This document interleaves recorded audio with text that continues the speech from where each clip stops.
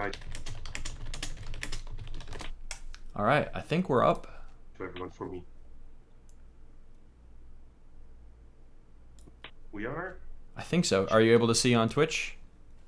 I'm checking now. Not yet. Or is it Jarian or is it Age of the Ring? It should be Age of the Ring. Neither are live yet. Fresh. Yeah. We are live. We're live, Check good. how much delay there is, maybe.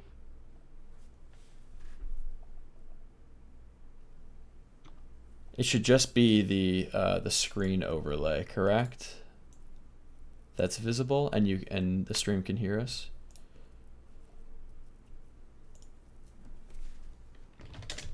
With a bit of delay, but I've turned my audio off now, so we should be good to go. Okay. All right, yeah, I see us up there, and I'm pulling up the stream now just to see if I hear myself. Be good to go. Okay. All right, yeah, I see us up there, and I'm pulling up the stream now just to see if I hear myself. Everyone's okay. All right, yeah, sounds like we're up.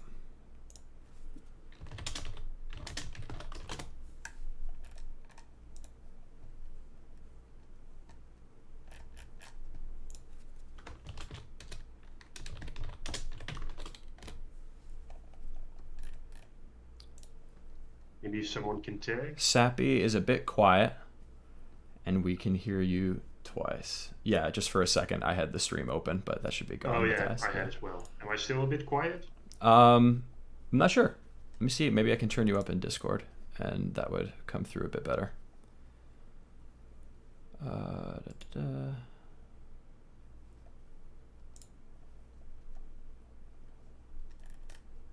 See, a lot of people are joining. He is more than a bit quiet. It seems like you're very quiet, Sappy. I don't know why that is. Let me see if I can... I can see if I can turn my volume up a bit. Well, see, the thing is I can hear you fine, so maybe I just need to turn you up somehow. What about now? Say a few things. Now? Hello, hello, hello, hello.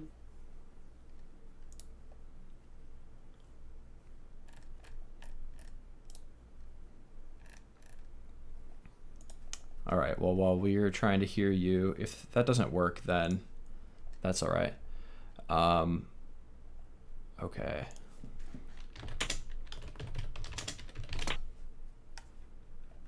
Okay. So we're getting the picks and bans started over here. Carliber is going ahead and banning Rivendell to start off with, and Old Nosy has banned Lothlorien. Carliber has picked Mordor. And we'll see what Old Nosy picks in just a second here before we get started. It's just, they can hear me, but it's the volume difference.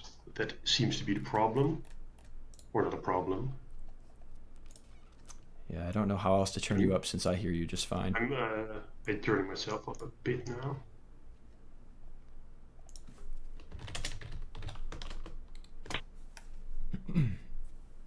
I raised my Discord setting loud immediately. Okay. Now it sounds good, Monlan says. Good. I hope everyone is as excited as we are. Yeah, this is going to be a blast. Because I'm all ready.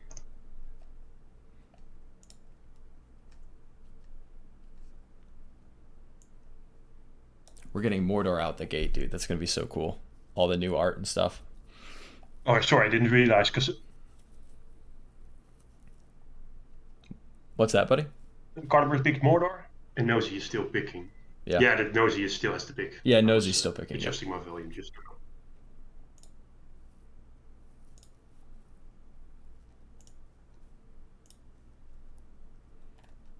I don't know where he is. Is he not in the room yet? No, he is. Oh, there he is. Okay. It's Gondor to start. All right, let's get going. Oh, wait, no. We got to pick a map.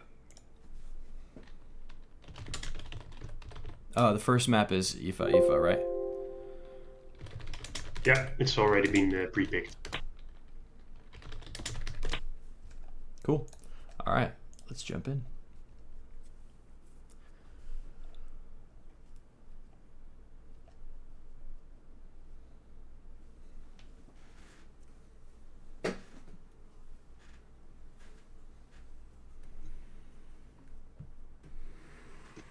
really interesting to see the new Mordor structure art, of course. Oh yeah. No, there's going to be a lot of cool surprises with seeing For those who Mordor haven't here, I seen it, think. Mordor has gotten a lot of new art. All right, we're going to do by name. And then I've got to switch the That's the one. stream over to live. So can we see the game on stream? Can everybody confirm that?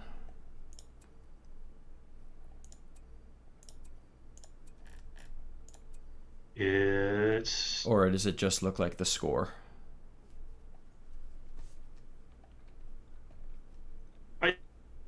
No, it's correct now. It's correct? Cool. Yeah. All right, no custom heroes. We'll do ring heroes. That's fine. And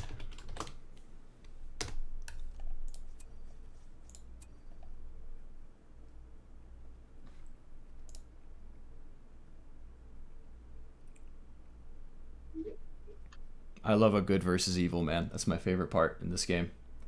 Yep.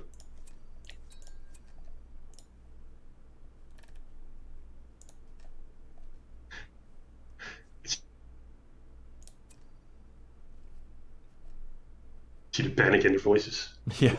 Ring heroes? Ring heroes? What? All right, everybody, welcome. An official welcome to the Muzgash Summer Smash, Summer Bash, Muzgash Bash, Age of the Ring Tournament number 5.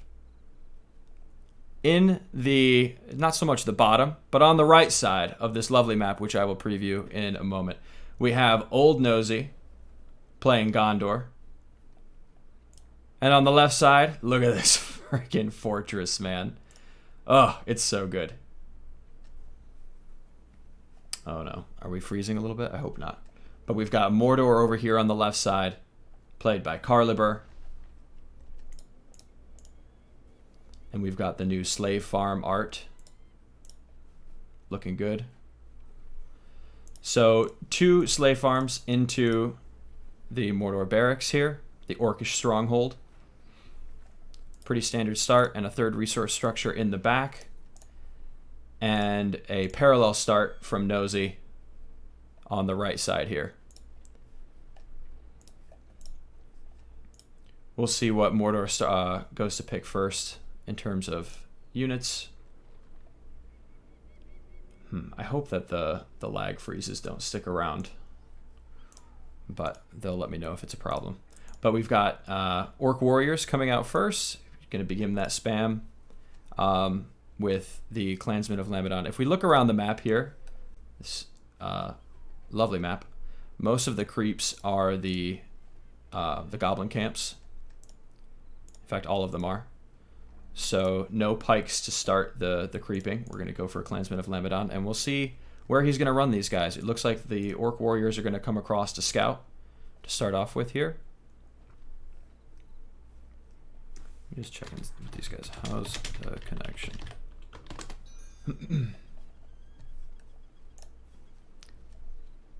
And these guys, Gondor is happily going to take this fight, but Carliber's not going to retreat here. Going to keep these Clansmen of Lamedon busy fighting these spam units while some others go around this way. This seems to be predicted by Nosy, sending some Linhir spearmen across this way. Curious about the spearmen. I don't think he expects to see Nazgul immediately.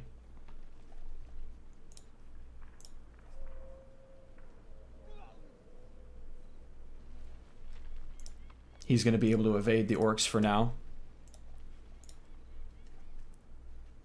while these guys kind of swing around. They're going to pass each other, leave each other be for the moment.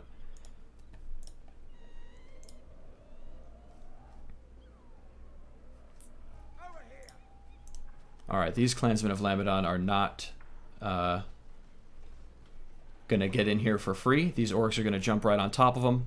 Whereas over here in the bottom right, we've got these Orc Warriors trying to get on top of this farm, but it's not going to do much. Clansmen of Lamedon are here to defend. That's not going to go anywhere. And these clansmen of Lamedon are getting pushed back by these orc warriors here. So far, so good. It looks like Carliber is actually taking pretty solid control of this match so far. Keeping Gondor busy, repelling all of his attacks. But I don't know about any lasting damage. The surround is not as good on these orc warriors, so they're getting a little bit of extra cheeky hits in that they normally wouldn't. But Gondor is going to see the Blackroot Vale archers come on out.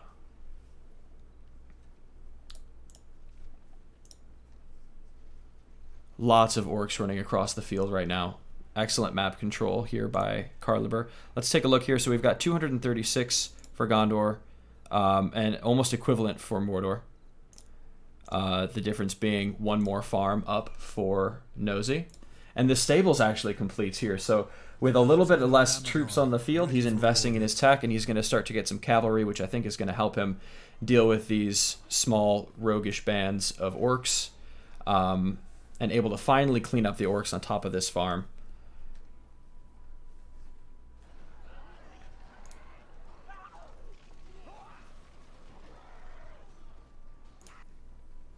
Normal skirmishes so far, and a Nazgul has already begun to hit the field. The Niner abroad. Some new portrait art here for, or button art here. So going to be able to clean up these clansmen really, really quickly. Meanwhile, a similar thing is happening with the Riders of Pynethgillen, going to be able to trample these orc archers, the most expensive orcs here. So getting good value here, kind of cleaning up Mordor on this side of the map, except for this farm down here. So the one that he has extra, or had extra, is going to go down, giving Mordor a pretty decent advantage here. It's kind of confusing having Mordor be the blue color and Gondor be the red color, to be honest. But so far, so good.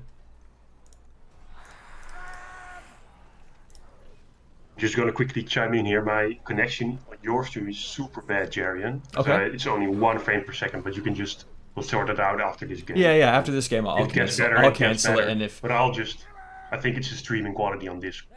Got it. Okay, yeah. I'll turn that off then, and maybe that'll help the connection for the stream too. Just keep going and I'll join the next game. Sounds good. Okay, so Nosy getting a little, moving up a little ambitiously here. I kind of like that he's got these pikes just to simply body block for... Oh, look at the threading the needle. That was amazing. I was just about to compliment Nosy on body blocking for the clumped up clansmen of Lamedon, but the Nazgul, they're able to thread the needle and defend the slaughterhouse and stack up tons of power points here. Riders of Pynethgillen getting a very awkward charge here. Did not quite follow through. We've got the Porcupine defensive formation here in order to protect the clansmen of Lamedon from the Nazgul. Where did he go? I don't see him on the map currently. I wonder if... I don't know what happened to him. We've got Cracks of Doom coming from Mordor, which only affects enemy units now, I believe. I believe that's a recent change. Trying to kind of spice up this side of the spell book since we've changed things around and give a more viable option to the Wraiths. Now Cracks of Doom only damages your enemies. So these clansmen of Lamedon in the passive Thermopylae here, the 300 defending the rest of the army as they retreat. Going to sacrifice their lives. But getting a decent surround on this slave farm here. So far, so good. And Forlong is holding the middle of the map like an absolute boss here. But is missing the... Nope, just sees him. So he's going to chase after these guys. Keep an eye on them. Decent numbers here, and 2 battalions of archers is actually quite a bit to deal with if he's not able to get a cavalry flank. But Nosy is busy with his Riders of Pynethgillen around the back side of the map here, getting on top of this slave farm. This farm is going to be in constant battle with these goblins until Nosy decides he wants to do something about it.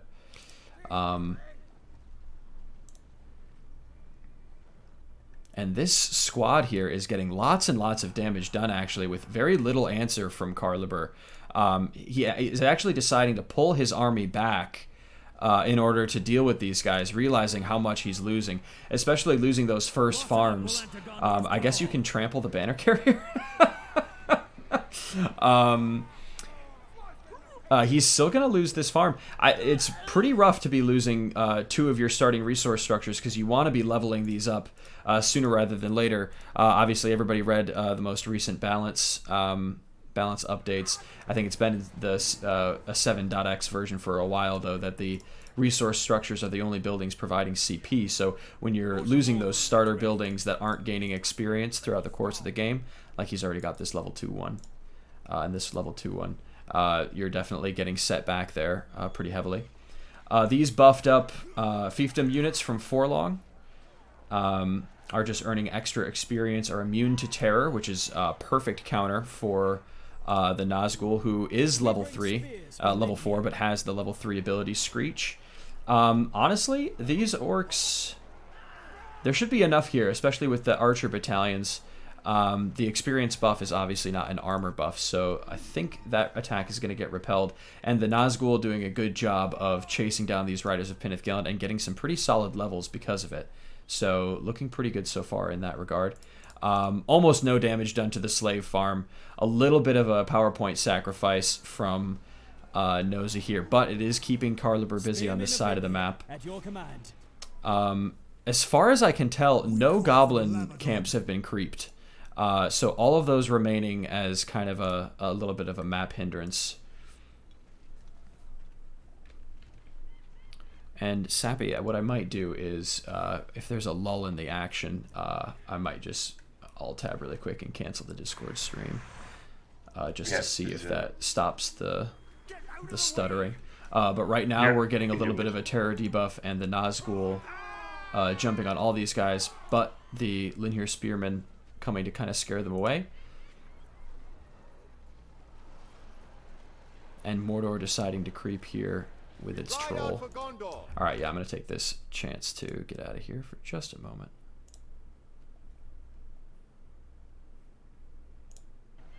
Back to the game. Alright. So, Mordor and Gondor each taking a creep.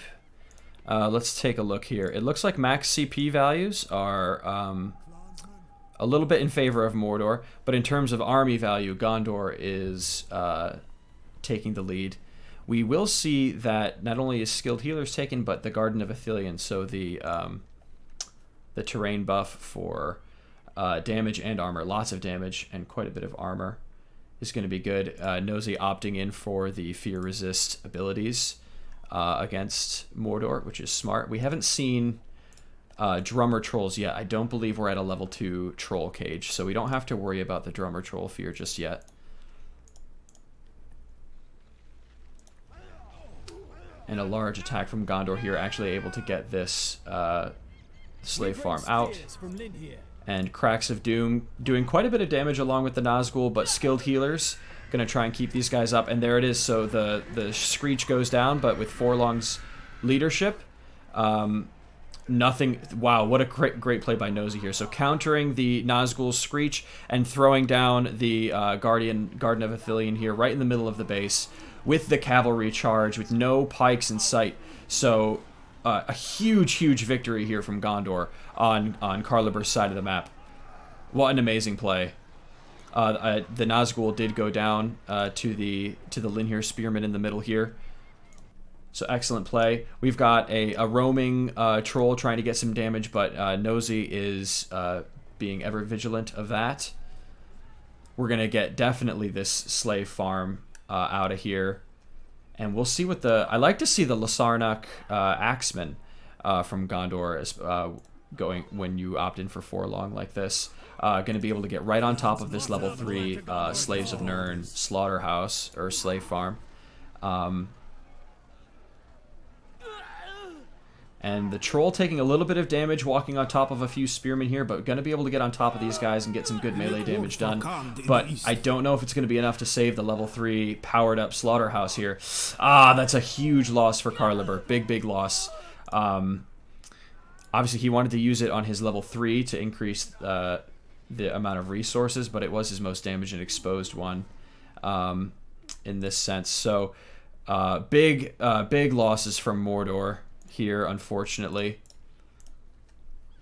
And Gondor continuing to come in and reinforce.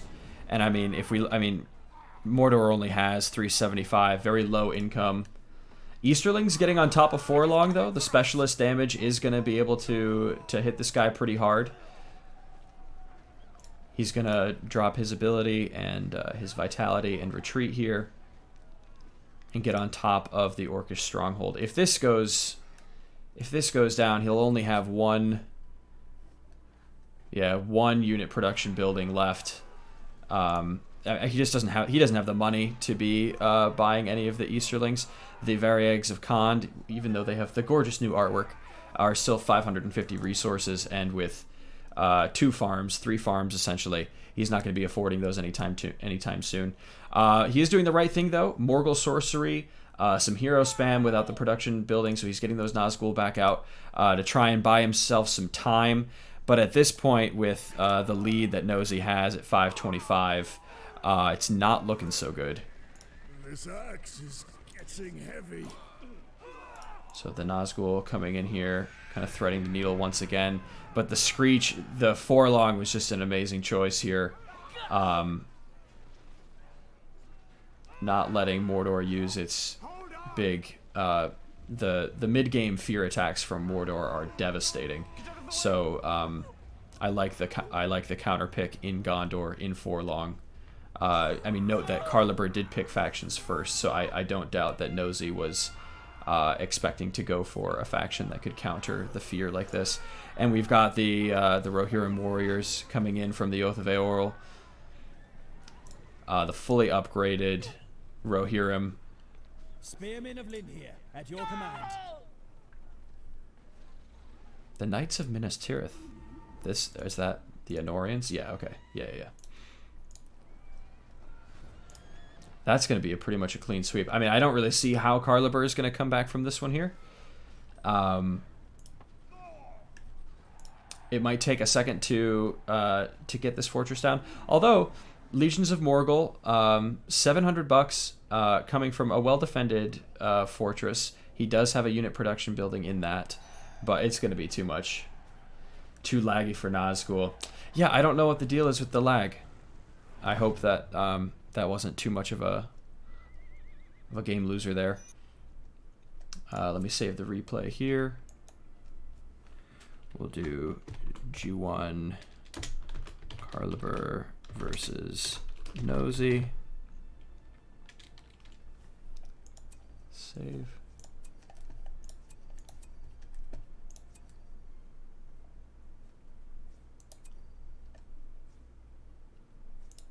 All right, we're gonna hop out of the game here. Back to hold screen. And how are we doing, Sappy? Are you there?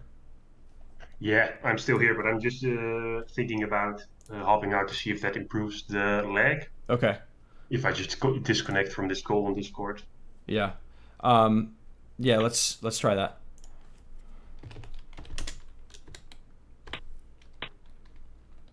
And then just see if the second game goes better. Yeah. And then we'll just... Shame I can't co-host, but it's better if it's the game. Yeah, I just want to make sure the games are fair for these guys. So thanks for hopping on. No problem. Yep. Talk later, man. All right. Later.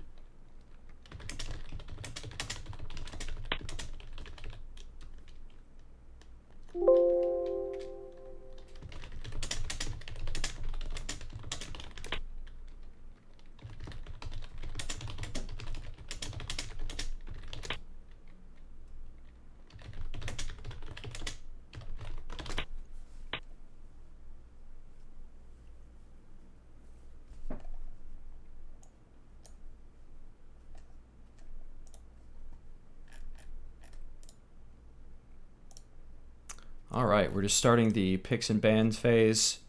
Yeah,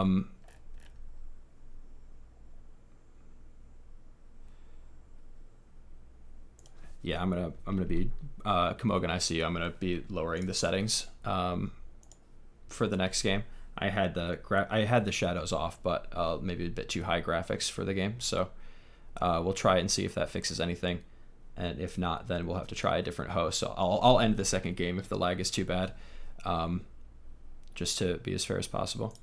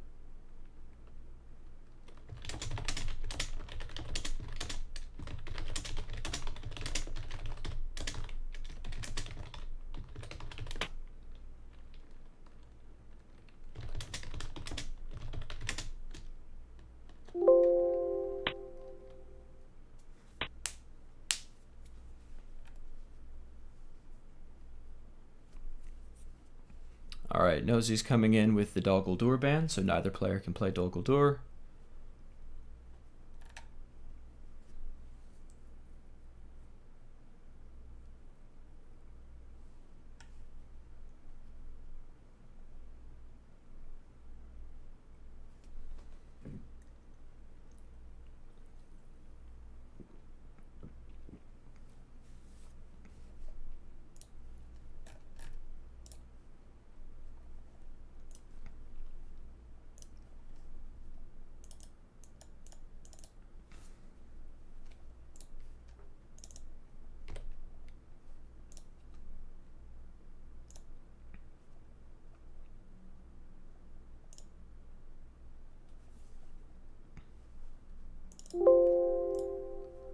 All right, and there we go, Matthias. It should show the score now. Still waiting on Carliber's ban here.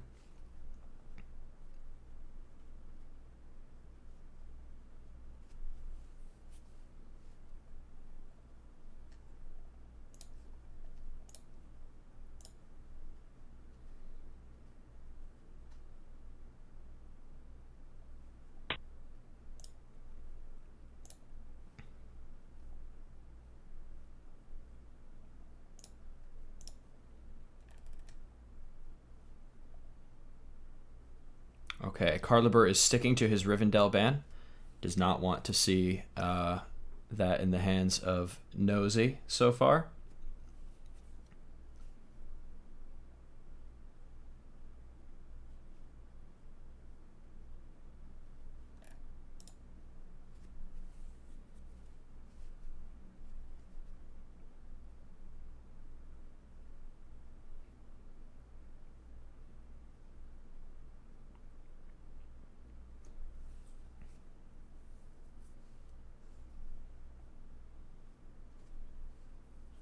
Rivendell Showcase delayed, yeah.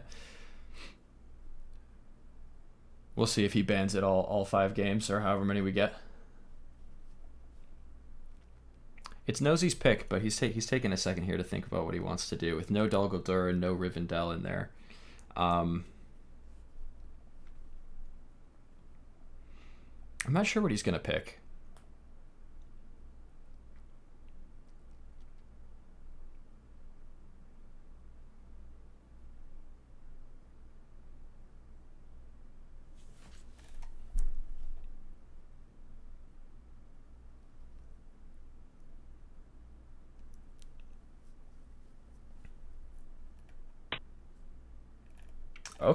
Okay. We've got Woodland Realm from Old Nosy, and then we'll see how Carliber wants to respond.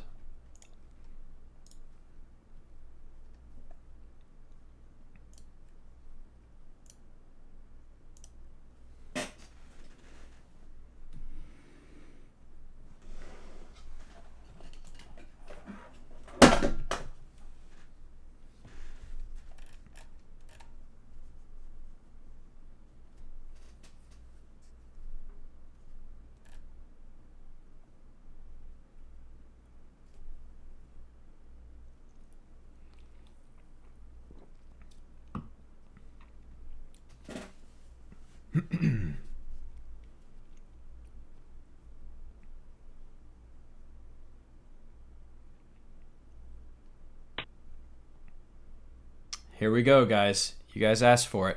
Woodland Realm versus Haradwaith. Let's go. All right, we just need to get a map pick from Old Nosy.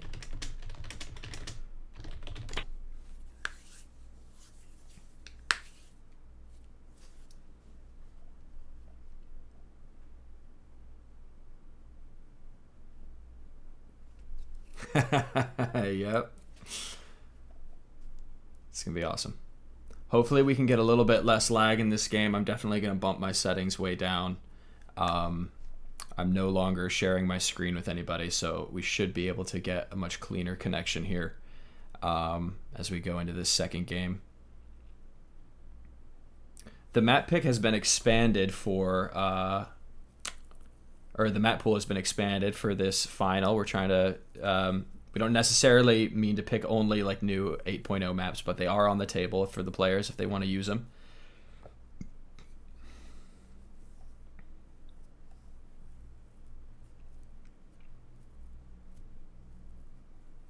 Yeah, I don't know what the lag is then, Sappy, because yeah,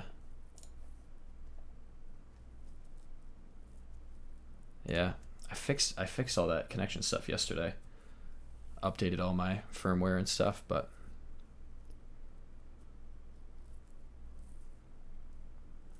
if it's still not good, then we'll restart. We'll remake the match and we'll see if we can get.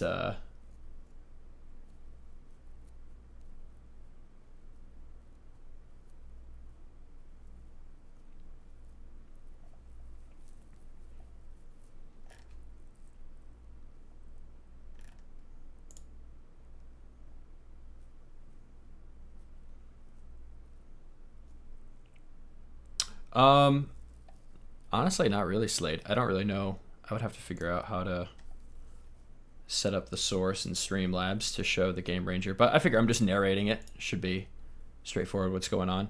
So far, I'll recap it for everybody. We've got Old Nosy banned Dol Guldur, Carliber banned Rivendell, Nosy picked Woodland Realm, and then we've obviously got Haradwaith from Carliber. And we're going to be playing on Glades of Ithilien, so we're going to hop in game here and get started.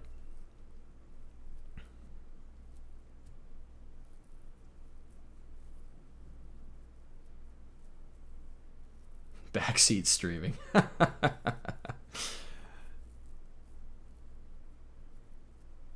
Well, I'm definitely less experienced at the streaming part, but we'll see how it goes if I just put a couple of settings down. We don't need to be going full details here. Terrain detail, we'll bring it down just in case. Game is way more important than that for a tournament like this. All right, we are going to go to Glades of Ithilien.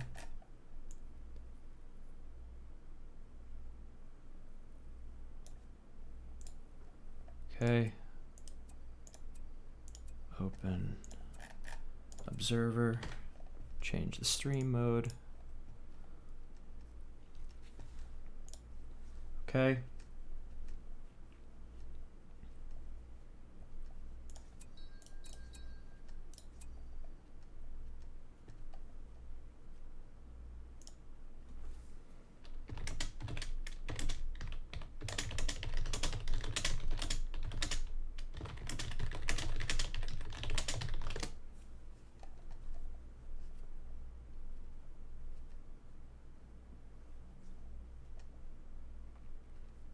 All right, here we go, ladies and gents.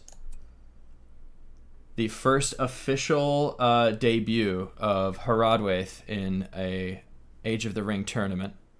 Should be pretty exciting stuff.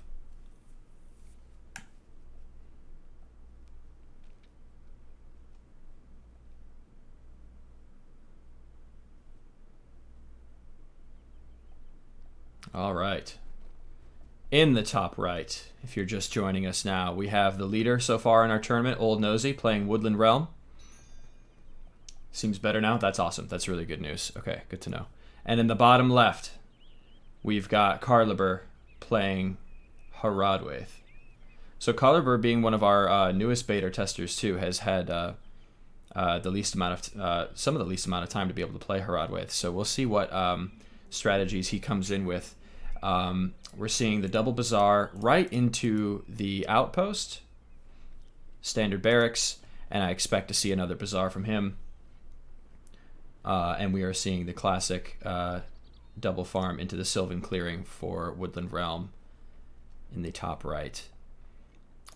So Harad is pretty reliably going to be going into the Warlords. We'll see how many he wants to commit to, and whether he's going to try and use them to creep, or if he's going to try and get across the map and harass Woodland Realm right on the outset. We've got a Faradir running straight past this troll, I'm assuming, in order to get to the auxiliary camp.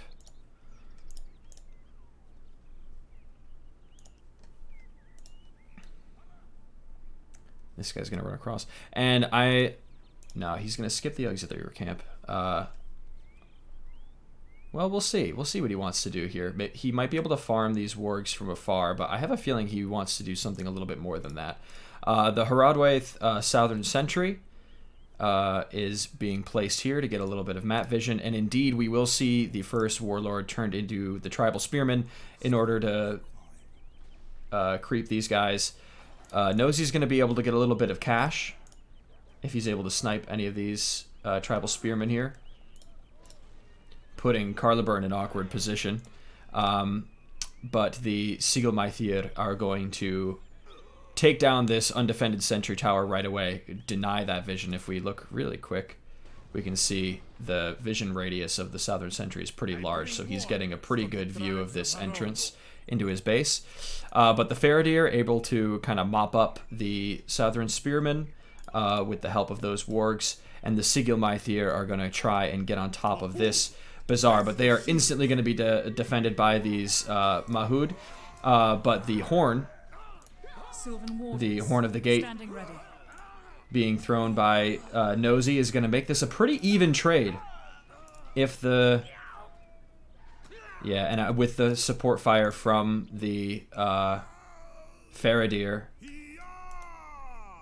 Nosy's going to be able to clinch that out. Up in the top of Carliber's base, we've got more Sigelmaithir chasing down more creeping tribal spearmen. So Nosy really, really denying Carliber this creep and kind of making him waste this pike choice. I was about to just check and see if we were going to see any Guairochin soon, just to see if he was going to get any value out of the pikes other than creep. He did opt for the level 2. You want to be wary of the outpost upgrade into the Harandor Raiders, which we are in the process of currently.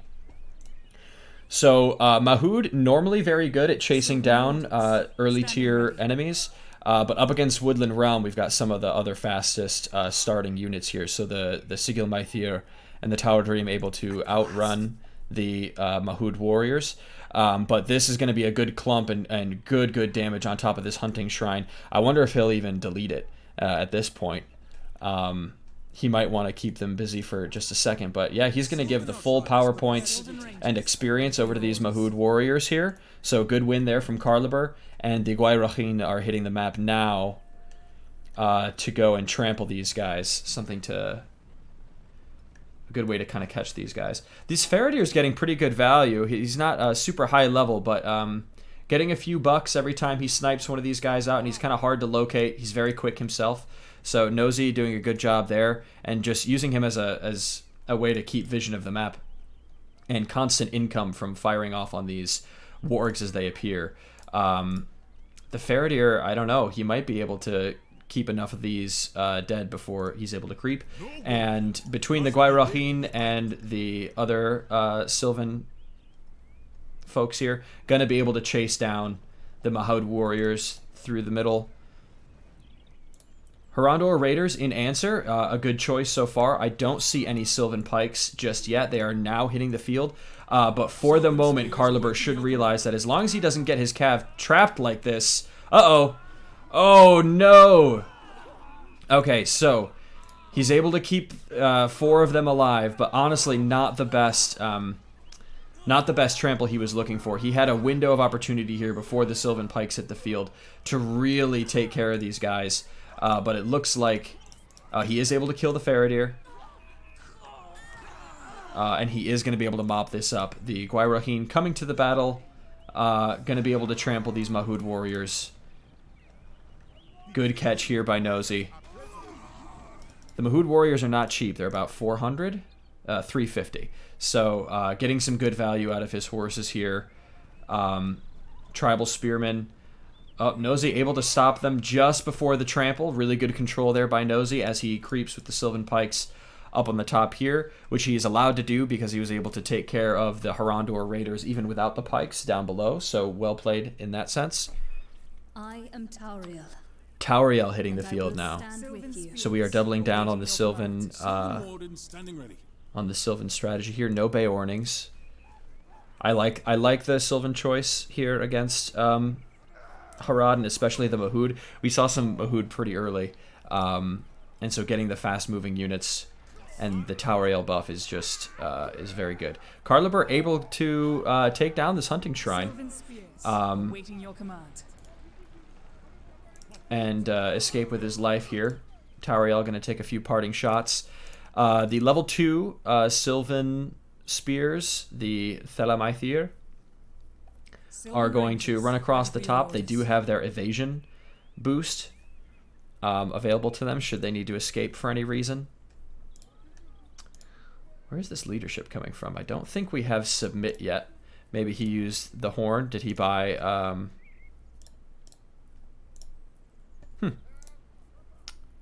I'll have to be reminded what that leadership bonus is. We are using evasion to kind of position ourselves over here. I think these Mahud are going to be able to take care of this. They're in aggressive stances. If he's able to get the right angle, he should be able to take care of these guys before they're... Yep. And now evasion is not available for this repositioning. But, oh man, the Gwairahin going to be able to come around. Is Carliber going to be able to set up the trap, though, with the pikes? So going to chase the spearmen off and let the horse archers kind of kill themselves to the fortress here. Well defended by Carliber. He's able to keep this bazaar alive, at least for now. Maybe a little bit of a preemptive use of the evasion ability. But he is able to escape, and they are level 2, so they will regen out of combat. Level 2 in this early game is super, super vital. I am chief among the Mahud. Look, this is so cheeky. He's keeping the spears. This is crazy. I would never think to do this. He's baiting the horses to the archers by stealthing the Thelamaethir by this one tree. Very, very clever gameplay. But Carliber, not falling for it, was able to retreat his horses from before and try and deal with these Sigelmaethir up here.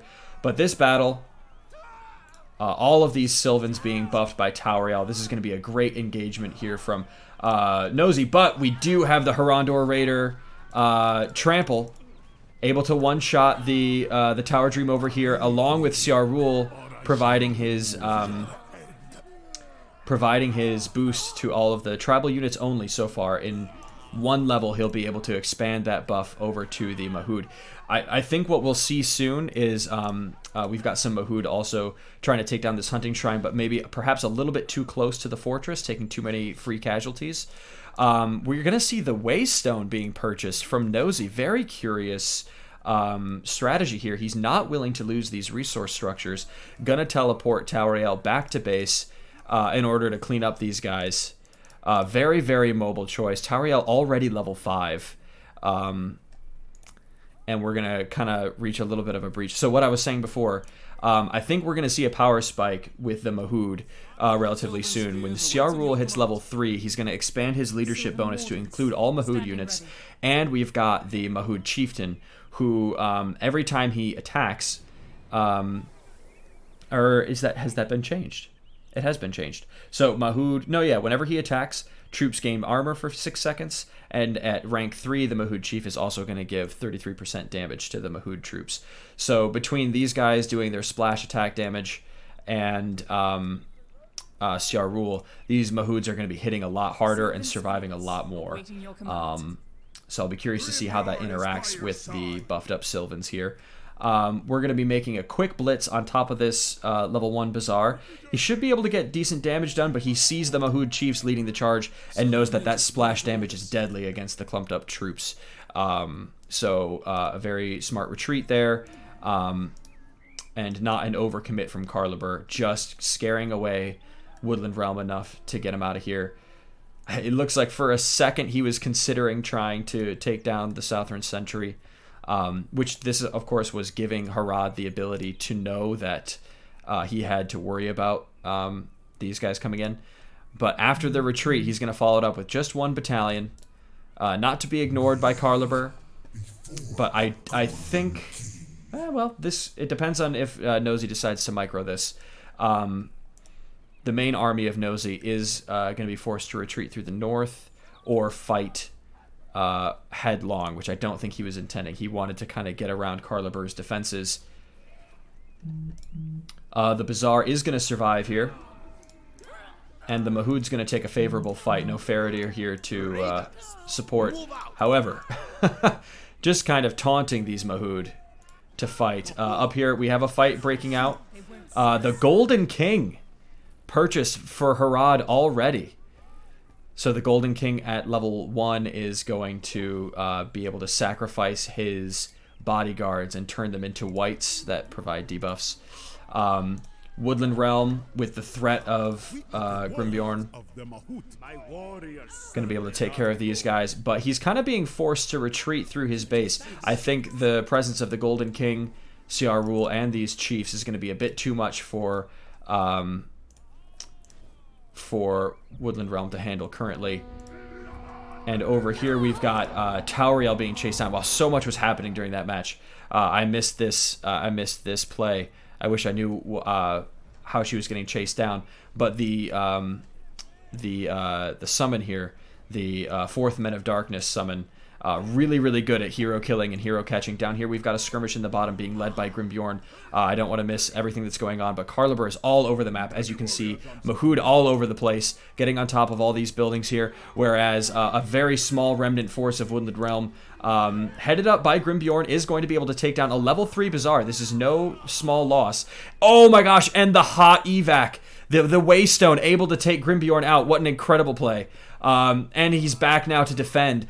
The cooldown on these Palainachs are not gonna, or Palainach are not gonna be able to kill Grimbjorn in time. The timer is just too low. Even though they would have the damage normally. Yeah, look, they're gone. Incredible timing by Nosy. Meanwhile, we have the Galathrim archers, or not the Galathrim, sorry, the Kumaithir, taking down some of the Mahood attackers here.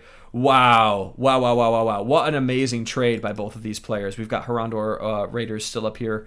Not level 2, so not going to regen, but kind of keeping tabs on the armies up here.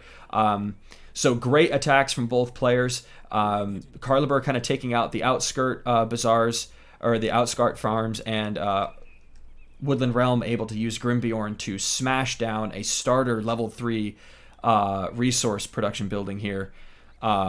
Bringing Harad's resources pretty low. Harad does have heavy resources invested in terms of heroes, and CR Rule going to disable this this building here and create the tribute. So one of the level 3 ability Enforcer is going to disable a building and all of its abilities for a short time, while also creating a unit, a tribute chest that can be sacrificed at the fortress for some cash. And we will see. This is why we're playing the finals on the beta. Everybody, this is so fun to see the first Muma kill of the competitive scene for this mod. It's just been so crazy. I mean, I know the team has been working on this for 10 years. I've been around for a couple now, and even though it feels like 8.0, more or less the last version of this, it's like we're kind of just starting. Like, the competitive scene is going to be able to explore so many cool things in Harad and in Lothlorien still to come. So that's really exciting to see. We've got Carliber advancing on this recently tributed Greenwood Vineyard, providing the discount, of course, to the Greenwood units, and that's going to go down relatively quickly. I don't know if it provided enough vision for him to even see that the Mumak is out yet. He does have Mahood Mastery, which maybe some gentlemen in the chat can let everybody know what that does. I assume it's some kind of leadership buff for the Mahood, but I don't know exactly what that is. Grimbjorn is almost going to hit level 4, and he's going to have to figure out how he wants to deal with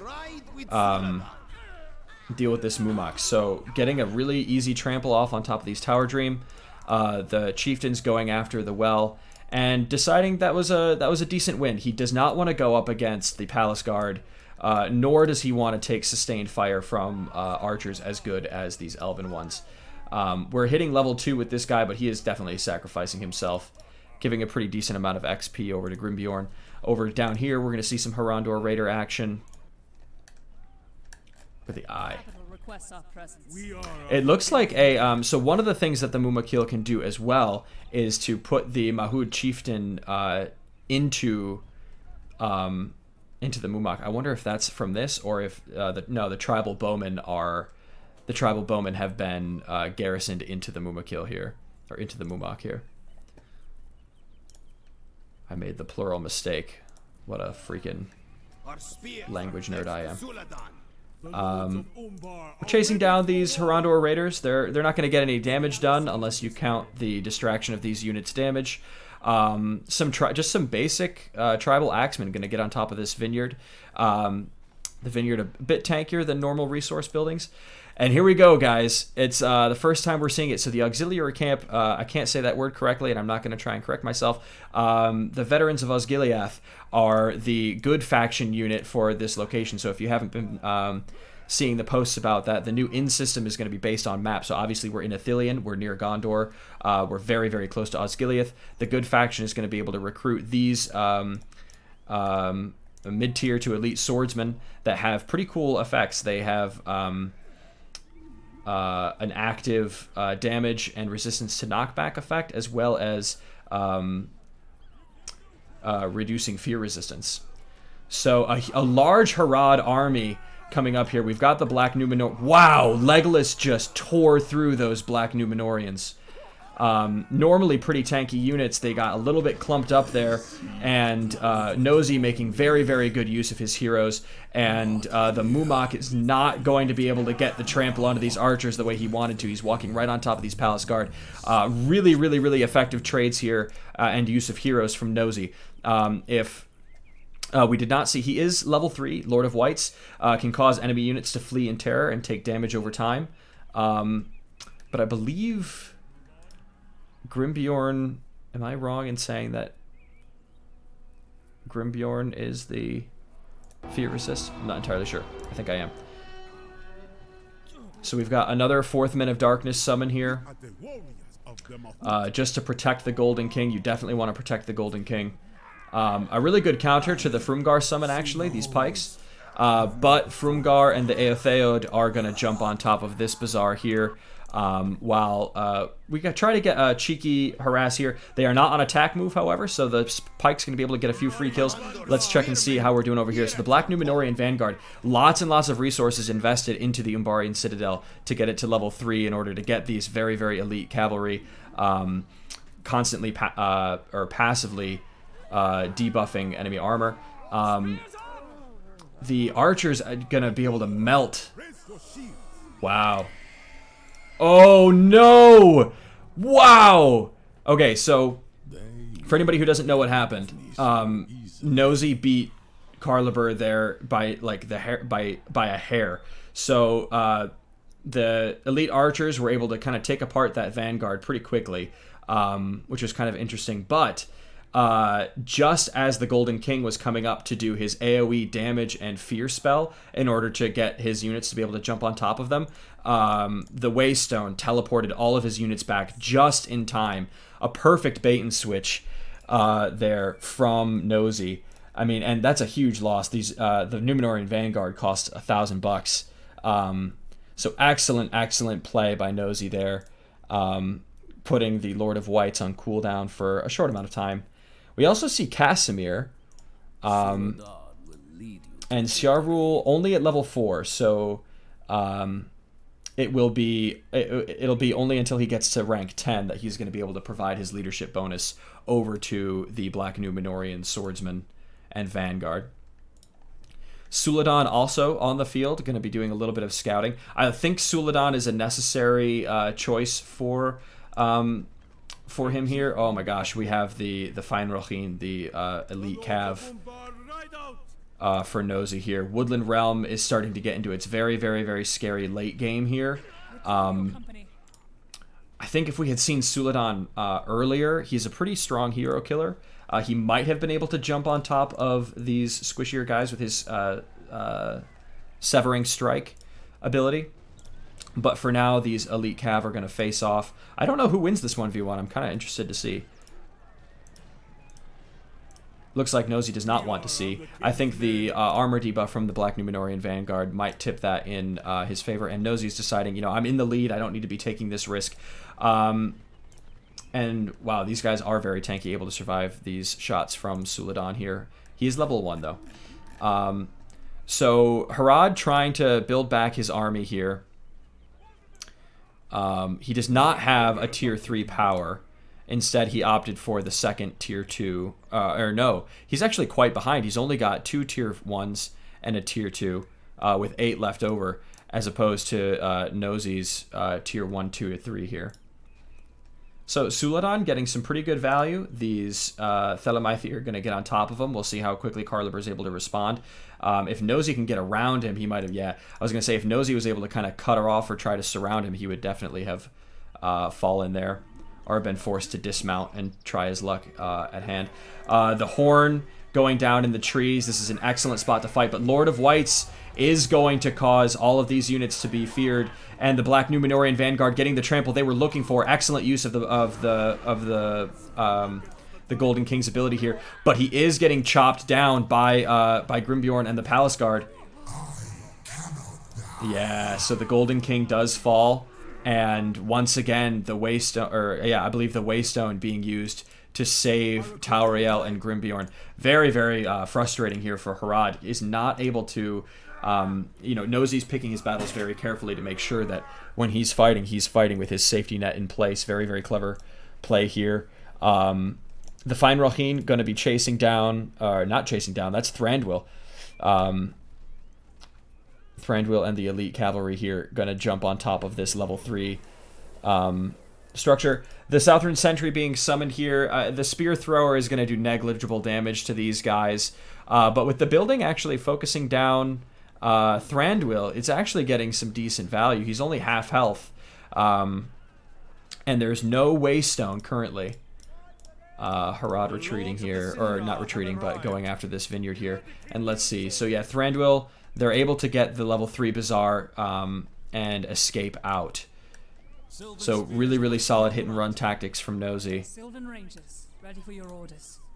Really just able to keep catch Carliber off guard over and over here. Carliber, I felt like he was doing really, really well through the mid game, but the tides kind of changed as soon as Nosy was able to afford his heroes, get Legolas. Legolas was able to chew through like what 8 different Black Numenorian soldiers there.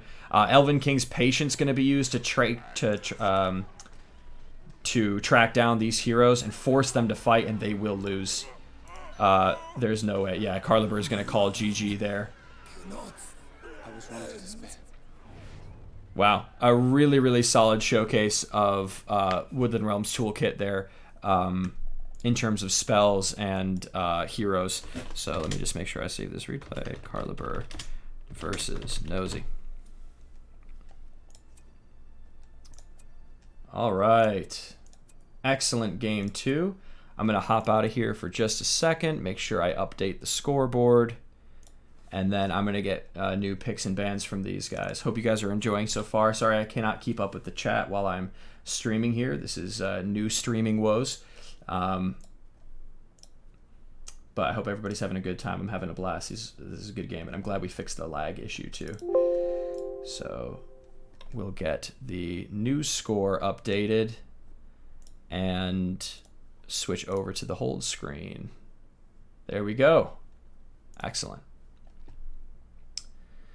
All right, let me check in on these guys.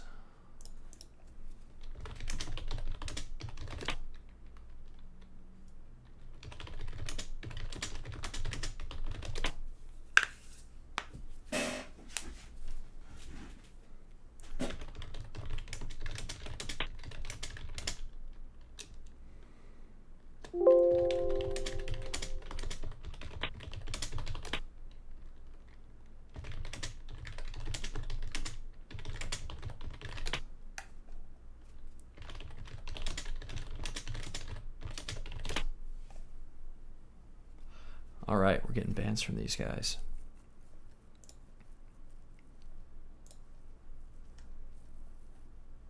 And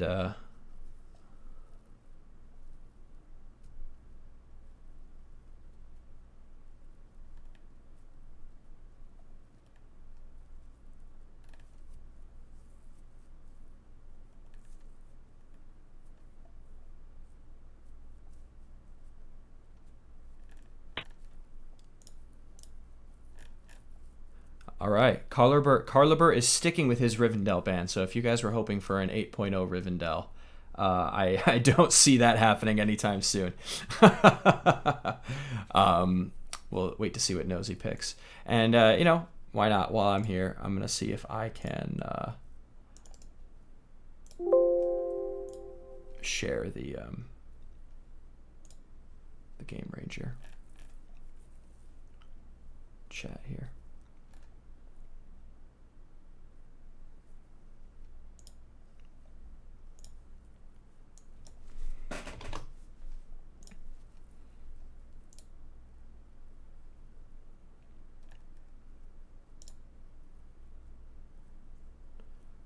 That's not quite what I was looking for. Yeah, that's all right.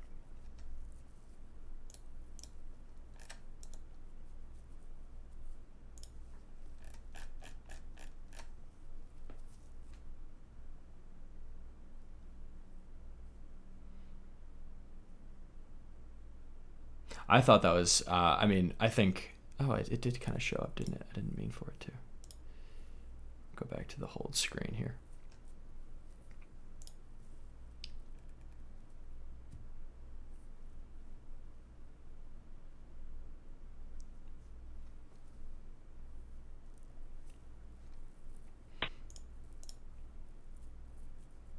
All right, guys. So no Lothlorien this match. We're banning Lothlorien from Old Nosy here. So then it's going to go to Carliber for his pick.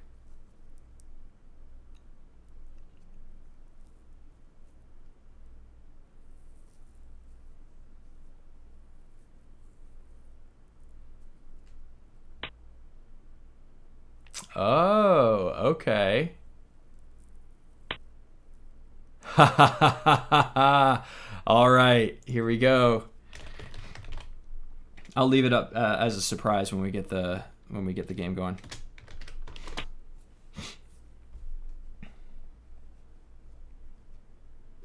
It's not Lothlorien, I'll say that much, but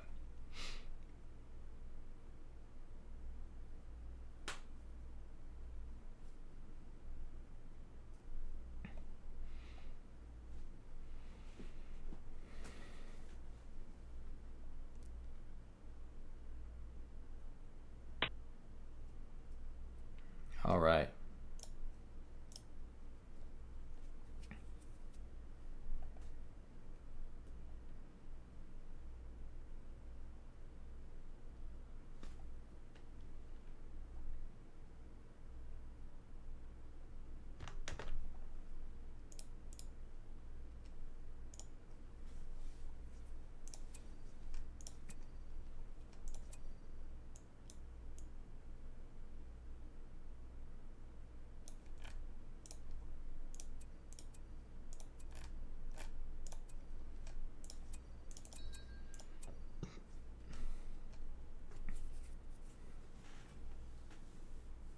I can't see the chat, but what do you guys think it's going to be?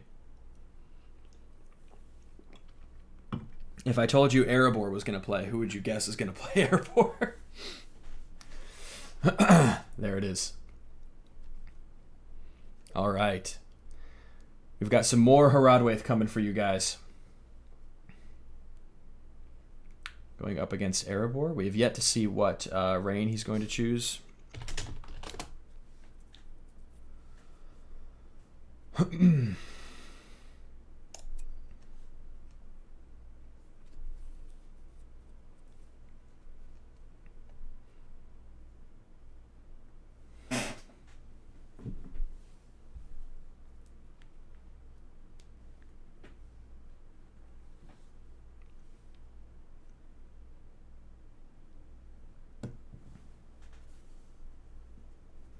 All right, here we go. We've got bottom right, Old Nosy playing Harad. So our second Harad match in these 8.0 official Tournament 5 series here. Can I grab a builder? I guess I think I can. We have decided to go with Reign of Oakenshield. And it looks like we're going to get a little cheeky. Obviously, a mine is going to go down. I wonder how well this is going to do against Harad. I'm very curious to see how this is going to work. So we've got the Hall of Warriors.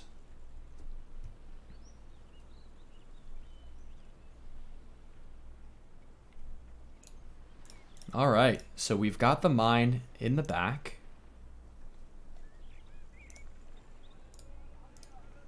And the outpost already here. We're going to run the architect across the map here, and I expect to see yes, we're going to throw...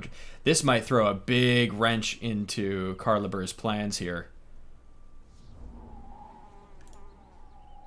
He did not get it on top of the Hall of Warriors. That is a huge, huge win for Carliber. Dry Spell would be lowering the production rate of the building as well. But for now, it's just going to lower the resource income of the mine here. And already these warriors are across the map. There's really not much, like, going toe-to-toe with these guardians is going to be pretty tough. These guys are on aggressive stance, trying to... Yep, knows he's going to destroy that immediately and go into the bowman. I think this is the correct choice. The axemen are going to get torn apart. So he's going to want to try and kite these guys best he can.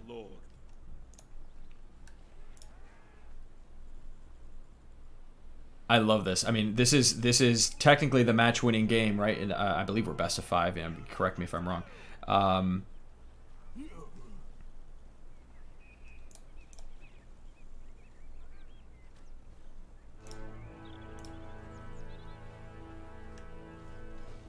Wow. Getting another resource structure here. Carliber using this opportunity to keep mines on this side of the map here as a backup, just in case. And with the Horn of Erebor going down, there's not really going to be much. Wow, the cheese was great. What an amazing choice to do when you're one game away from the match loss. You just got to go for it. Go for the cheese. Jump on top of all these bazaars, and it was just the perfect storm of Nosy trying to go across the map with Dry Spell that he didn't have enough at home in order to counter this. He's going to try and expand across to the left.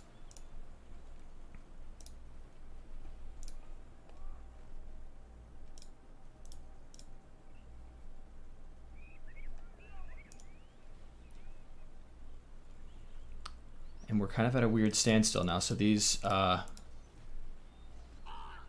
tribal bowmen going to be able to finish off these Azag Baruch here. And the Harandor Raiders. This is definitely what he needs. We're going to have to see how Carliber expands on this. Because if he's not able to deal the killing blow, especially with Nosy running his architects across the side, then he's going to have to figure out how to capitalize on this.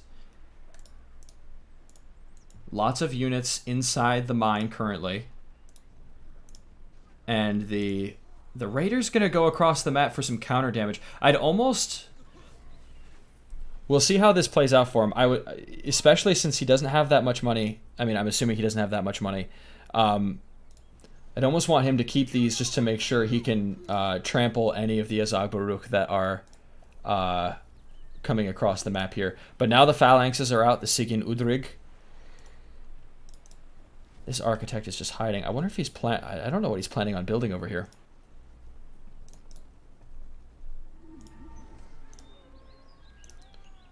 Tribal Spearman going to try and get some more cash. The Bazaar's not being built back in his main base here. But he's not... Carliber's not really doing anything too drastic here. He's making calm movements to try and take out these extra bazaars, make sure there's no extra income for Nosy, and make sure he knows exactly what he's attacking into.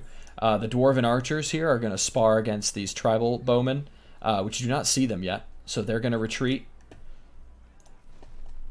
And the Harandor raiders going to be able to get the trample on these Azag Baruch, which now have natural sprinters. I don't think that's going to be able to do anything to this cav.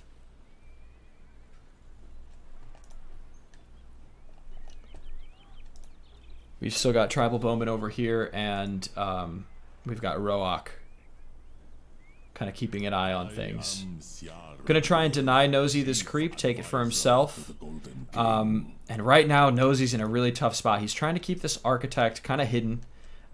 He can't really be losing those right now, but he has to be rebuilding these bazaars. I'm kind of surprised he didn't want to rebuild these ones closest to his base sooner and use that cavalry to kind of make sure that this zone was safe, especially once Carliber found these extraneous ones. But he's going to have to figure out a way to keep Erebor away from sallying through and attacking here. And another problem with him taking Dry Spell is that he doesn't have an offensive ability here. The Ram Riders, the Ukhrub Sharahul being summoned here. CR Rule obviously is out, but has not been able to get any kills yet. Yeah, Carliber playing this very calmly. There is a bit of a force kind of coming out here, but these are just the archers. It honestly feels like they're just running away at this point. Yeah, they are going to get absolutely demolished by the Ram Riders in their last seconds here. And Harad going to try and retreat as a large stack of Erebor units. CR Rule going to escape for now. But the Horn of Erebor going down again. Another instance of Erebor having the combat advantage just in terms of powers. Dry Spell not really going to help Nosy out of this situation, especially if he can't get across the map. Though this is providing him some money, and the Dry Spell is effective there at least. Okay, so Erebor retreating back across the River Eisen, and Harad, this is a big victory. So Harad able to get on top of this mine while the units that were normally stationed inside were across the map. So a perfect time to go and eliminate these threats. And if he's able to get on top of this one too, I think he's a bit worried that there's going to be, I mean, right now, he doesn't know that right now there's nothing in there. So playing it a little safe, doesn't want to lose his precious units. But let's see what we're doing max CP-wise. So he's at 400. He's 100 behind Carliber and has been for a while. So eventually Carliber is going to see the benefits of his buildings having lasted a longer amount of time. But actually, now that I think about it, not that much longer, since the first mines were actually built over here. So eventually this could stabilize in favor for Harad if he's able to keep Carliber off his stuff for long enough.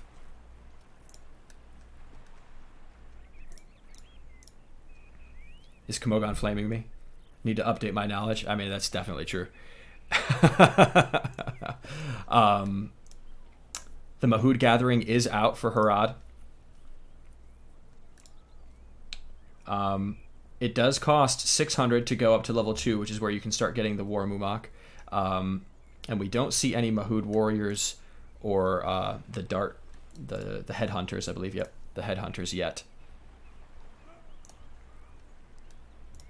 This is a very, very aggressive forward mine here, and he's got the army to back it up. Harad knows they can't smartly go after this currently, especially with we've got Keeley over here coming across this way, and as soon as Nosy decides to build this bazaar, basically it gets taken down by Erebor here.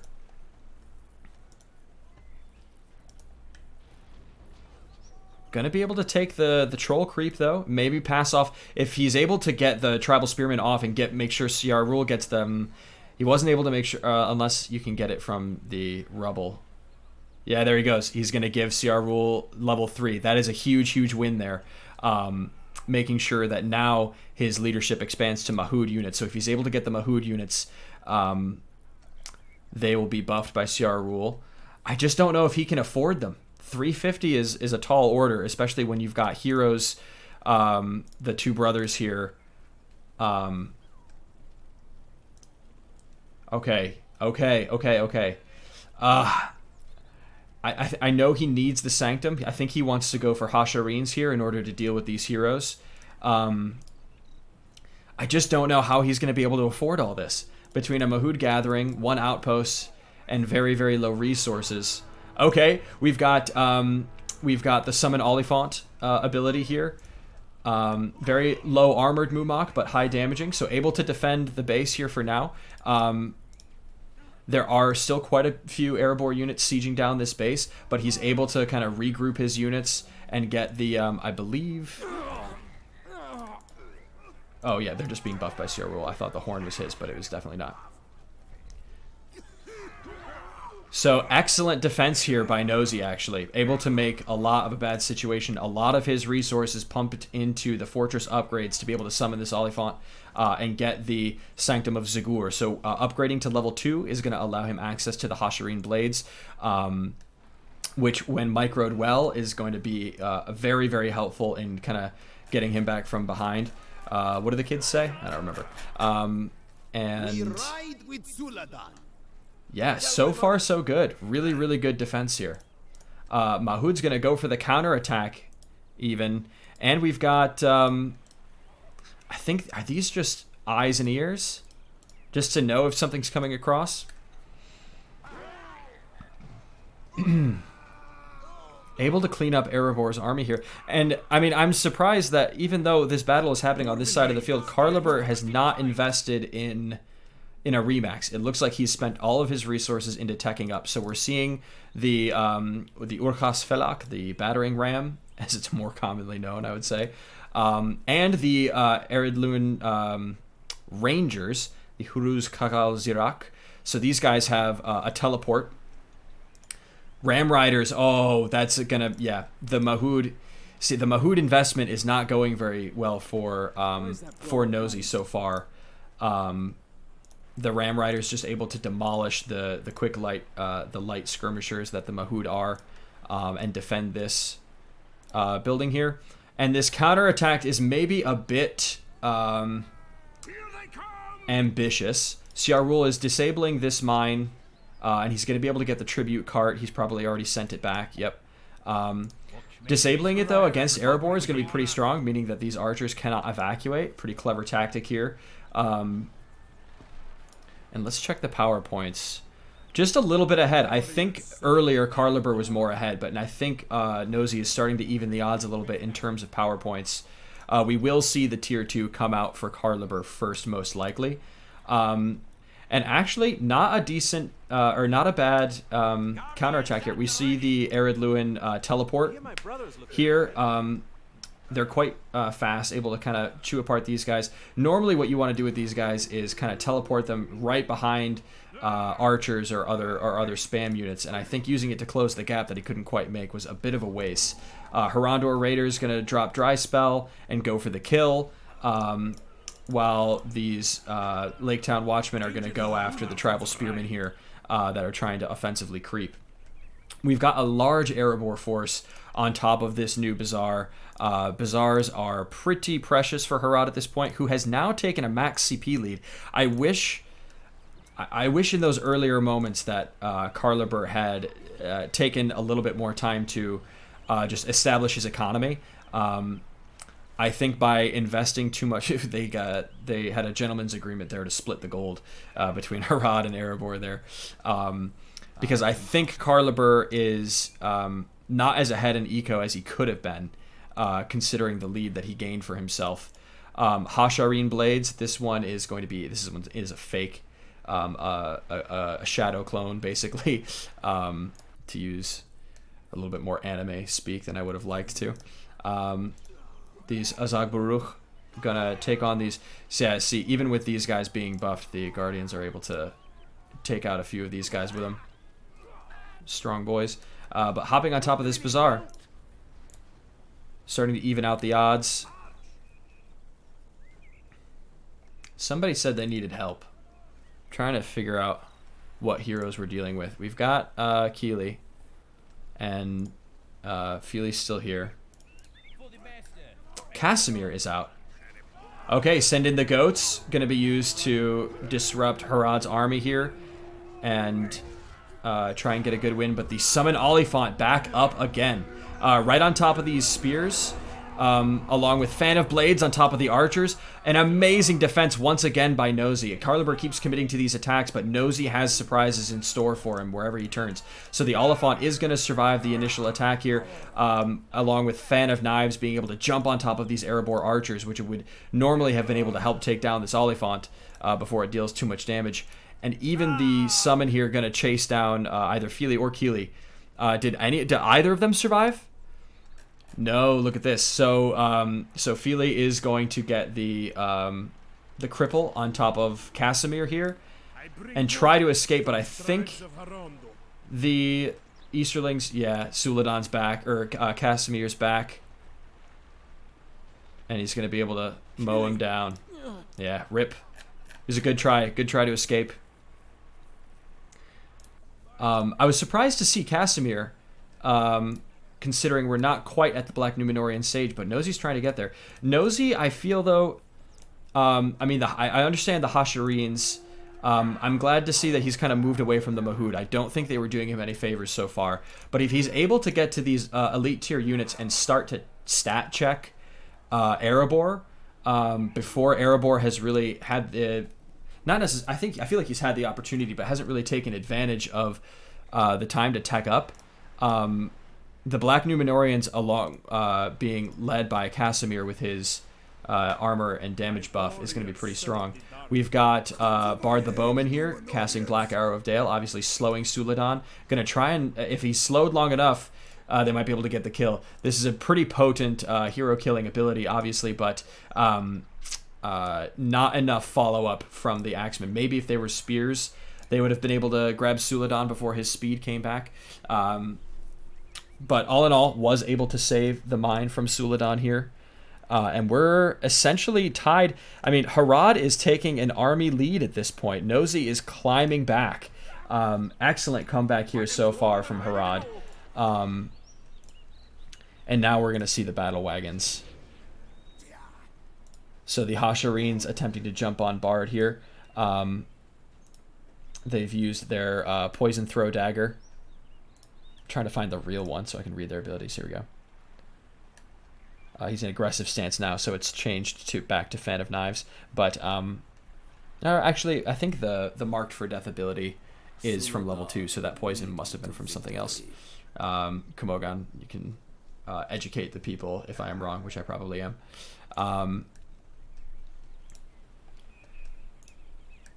Suladan level 1, Casimir level 1. So heroes out for Nosy. The only levels that we're seeing is in CR Rule. He does get Dark Sacrifice at level 6, just giving targeted allies plus 50% damage to try and take down this Grand Forge. But with the oil barrels, Herod is able to get the forge down, delaying the upgrades for Erebor. Well done here. CR Rule is amongst this group and is level 7. He should make it fine. Oh no, we've got the snare.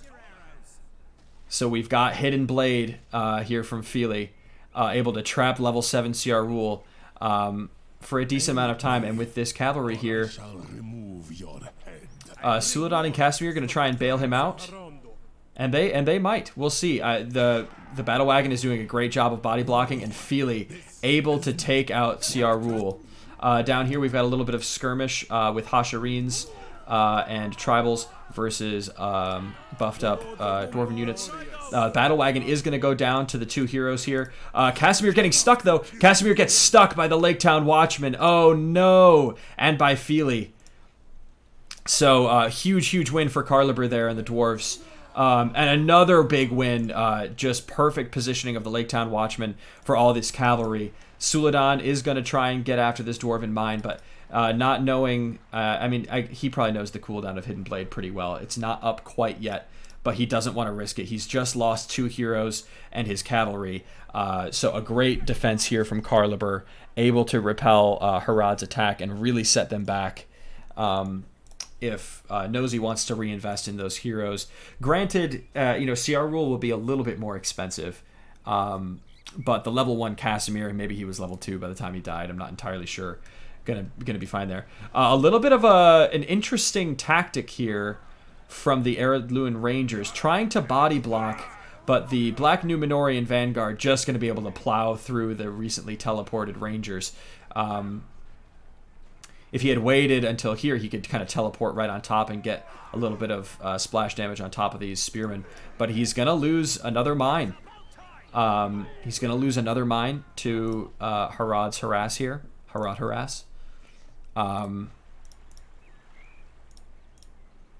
little bit of a goon squad just kind of running around seeing what they can find while they try to repel this attack. Suladan, it's funny to see Suladan with the Black Numenorian Vanguard instead of with the Harandor Raiders, which he buffs. And obviously, unfortunately for Nosy, Casimir died, who would normally be buffing these units. So just kind of a little mismatch of the hero to cavalry synergy here. But I'm sure he'll try to set that back in order soon. We've got the Black Numenorian warriors backing up these spearmen. Definitely going to be able to make mincemeat of these watchmen. And giving the Stern Gaze armor debuff. But with... I guess he's not going to take that fight. It's probably not worth it to try and kill these cheap guys. So once again, Fili able to snare down Suladan. Is he going to be able to get... I would have liked to see him get the spearmen around to the other side of Suladan here while he was stunned. The Oliphant back up here. An amazing investment here by Nosy to make sure that he doesn't die. Oh my god! Oh, that hurts. Oh, that's the entire army of Erebor.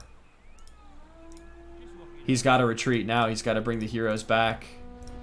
He's not knows he's not going to let him. Okay, so the 4th Men of Darkness summon is going to be countered by the Send in the Goats. He's got to let these heroes escape. He does not want to lose that investment. What we're seeing now, though, we still have the Hasharine Blades. I'm trying to get a sense of the heroes. We just have Casimir and Suladan still for Nosy. Let's take a quick look at powers here. So that was new. He's got 2 tier 2s. Did not try to go for the tier 3. And Erebor could go for a second tier 2 if they wanted to, but is getting closer and closer to the tier 3 rather.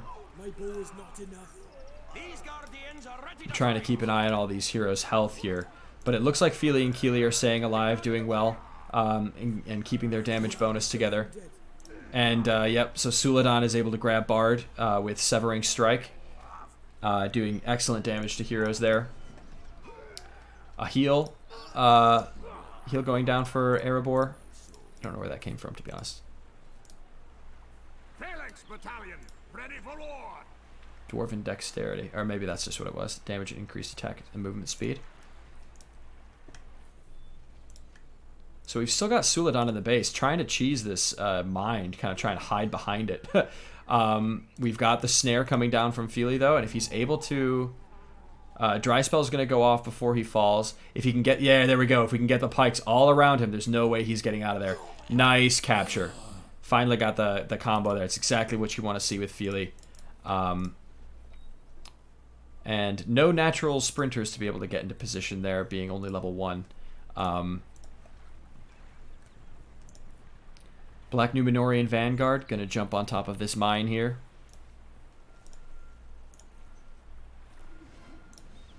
And we've got the Roak EXP buff. I'm assuming that's Roak. Or is it... it was some kind of EXP buff.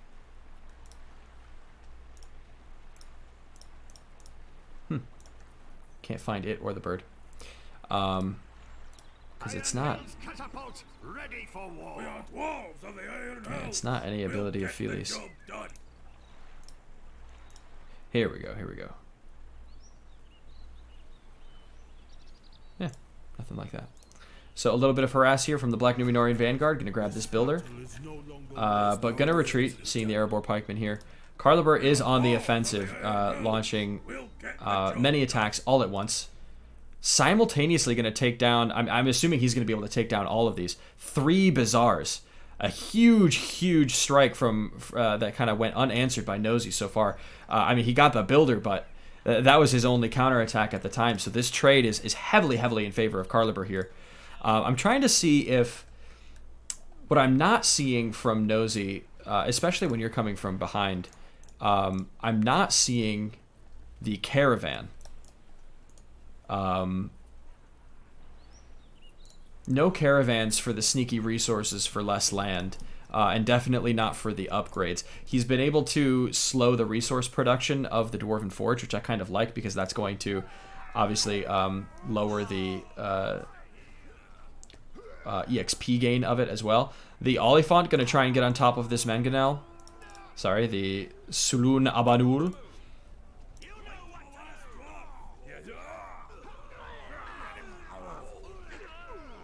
Yeah, just so much value from this summoned Oliphant here from Nosy. Able to make really good work of it.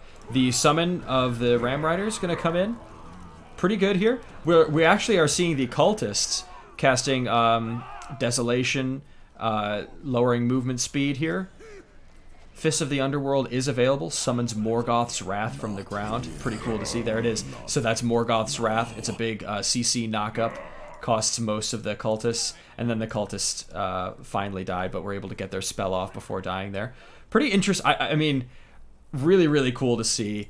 I like to think that Nosy's being a fun beta tester here and trying out some cool strats since he's a little bit of ahead. And yeah, so he is going to call it there. Excellent gameplay here from both players. Really cheesy open from Carliber to hang in there. Really love to see that. And getting to see a really large portion of Harad's roster here. Very fun. Sad to see Harad lose twice, but really clever gameplay there from Carliber. Was able to kind of set the tone of the game from the outset. So really fun stuff. Let me get this game saved, and then my voice needs a quick break, so I'm going to check in on chat and get these guys next pick and ban phase.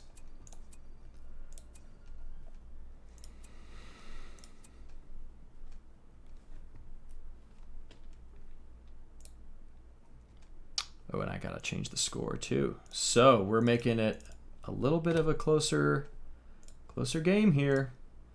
Download the new score. And that should update shortly.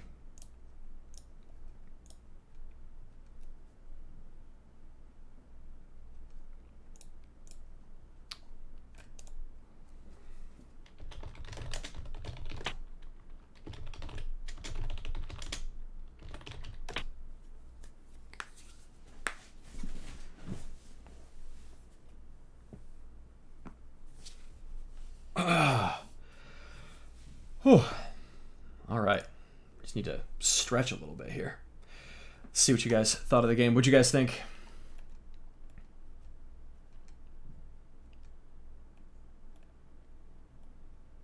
Yeah, we got to see the Hashareen blades. Really cool stuff here.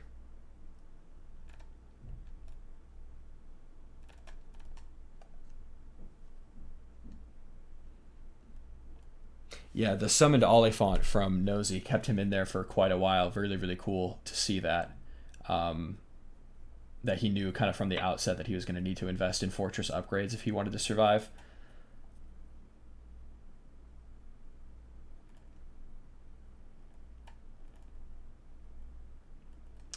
Oh, dry spell doesn't work on barracks anymore. Awesome. It's good to know. Oh yeah, there was no Karad. That's fine. I don't think the pavilion would have been the route he needed there. But who knows? All right, let me check in on the players really quick. Okay, Carliber is going to open up Rivendell. He bans Woodland Realm.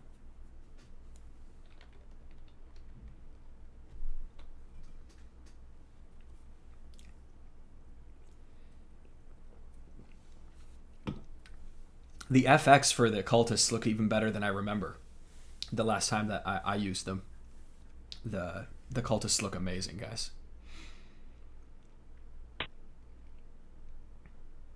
Old Nosy's banning Erebor. So Woodland Realm and Erebor ban.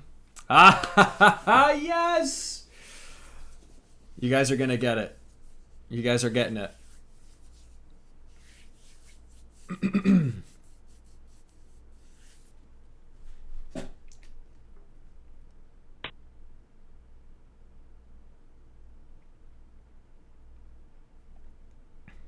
There it is. Okay.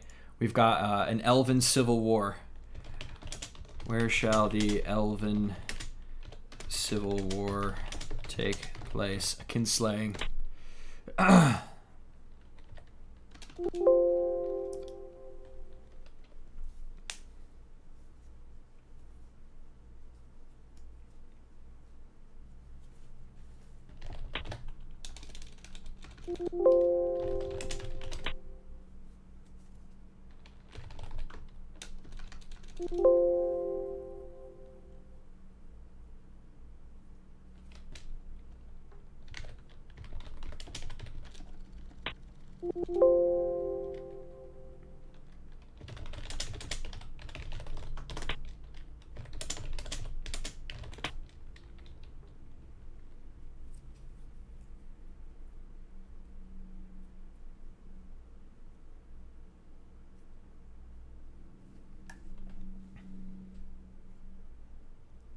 Is it loser picks map, or is map pick alternated?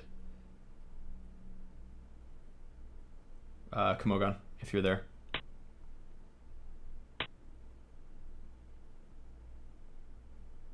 Yeah, okay, I was right. Yeah, so okay. Yeah.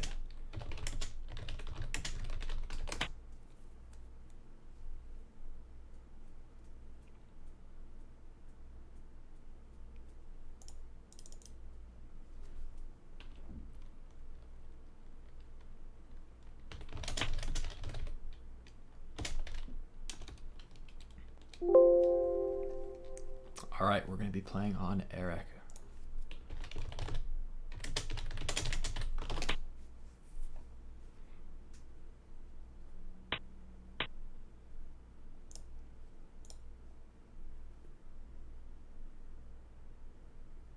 It is. Yep, you'll see it in just a second, Antarius, and I'm going to switch over the game feed in just a second, so I won't see the stream, but it is going to be Lorien versus Rivendell.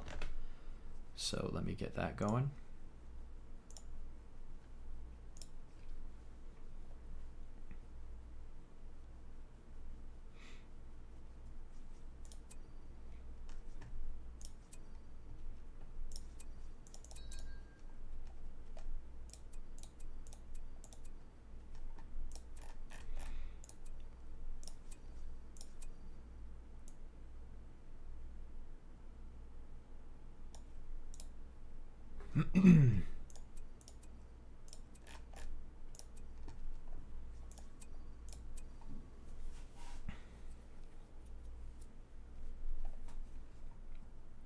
All right, I'm going to ask the other beta testers and other team members to help me out here as I do my absolute damnedest to remember absolutely everything about Lothlorien, but please correct me if I say anything silly. Good luck, have fun, boys.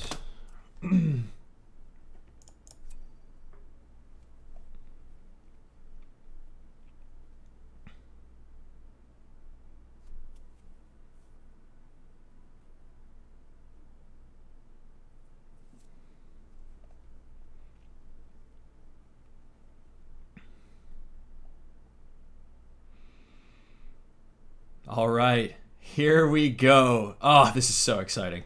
In the top left, Game 4 of Muzgash's Summer Bash, Summer Smash, we have Carliber playing Lothlorien. We've got our first Malorn trees coming up here. We have the new builder, the Lorelinde. Just want to spend some time over here for a second. So the way Lothlorien works is the Malorn tree is the base for most of Lothlorien's basic structures. and then you can upgrade them to what you want them to be. So the turning them into a standard resource structure requires the Nephredial Bloom upgrade. This is a little bit more pricey than a regular farm because it costs 200 for the base, and then you've got to do 150 to upgrade it into the standard resource structure. Over here on Nosey's side of things, we've got Old Nosey in the bottom right. He's currently up 2-1 in this tournament, going Triple Orchard and Breland Encampment, going straight for the Breland Towns Guard.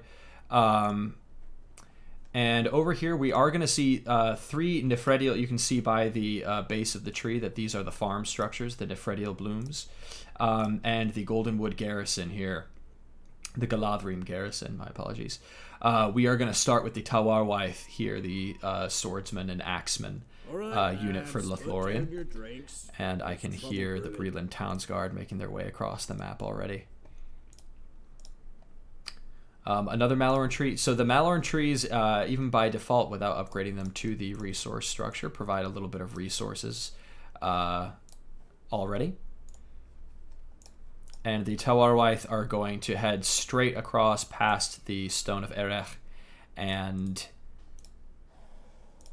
we're going to creep this Barrow-Wight relatively quickly, get half of the level there, and the Tookish archers are going to prepare for an assault. So the Tawarwaith going to creep around this way, see if they can hop on top of this orchard, and see what damage they can do. Just trying to check and see what else we're building here. So we've got another tree in place that hasn't decided what its identity is going to be, but the Tawarwaith are going to jump on top of these Tookish archers. The Tookish archers got a little close to these guys, surprisingly enough. So they're going to take a little bit of damage here, and the Tawarwaith are going to hide very safely at the back. Yeah, and Nosy says that's gone already. So even more Axe Elves going to make it across here. The Breland Towns Guard are just going to try and find safety. They're not going to be of much use against the Axe Elves here. And they're going to look for either more creeping or to see if they can get another attack here. Just because they're not going to be that useful at home. We don't have any units in production except for Dunedain Outriders, except for, you know, very strong cavalry. So the Dunedain Outriders going to be able to... we'll see if time is against him here, if time is against Nosy. Can he get the trample off before the orchard goes down is the question. I think he's going to be able to do it. They are going to survive because of the horn, but it's not going to be enough. So by the skin of his teeth, Nosy is able to save that orchard. And the Breland Towns Guard, strangely enough, the Tawarwaith are going to retreat. Very strange. That was definitely a winning fight for them, but they are going to back off. They're going to regroup with the... Never mind. Much better players than I are playing. He is going to back up and make sure that he's near the Tawar Na'ethir, because he knows that Dunedain Outriders are out on the map, and he does not want to be caught out. He is going to get a little too close to the troll, but the troll will de-aggro and kind of save him there. The green pasture, I want to focus a lot on Lothlorien for obvious reasons here. So this Malorn was upgraded into the green pasture, so we're seeing the Ninth na Lathril, which by default are melee cavalry, and they are able to finish off the kill here, but are likely going to lose, especially with fortress support, to the Dunedain Outriders. The Ninth na Lathril are able to purchase bows for 100 resources, and when they do, it's a permanent change. So you can permanently upgrade those horses to be horse archers, but they will lose their spear melee attacks. The Ninth are going to retreat home, try and cut off these Dunedain Outriders as best they can. They do not want these Outriders getting on top of their Malorn trees, while they're not going to try and capture the auxiliary camp. But they did creep the troll. The cavalry are going to fight head on here. Looks like the Dunedain Outriders are going to win that pretty handily. The horsemen cost 450, right, compared to the Dunedain 650, 675, with orchards obviously a bit cheaper. We do hear Rumil being purchased, and I want to see. So we have Tolodan Nangalad And over here we've got the Elven Horn, which, if I'm not mistaken, could move into the Gifts of Lorien. But someone might have to correct me on that.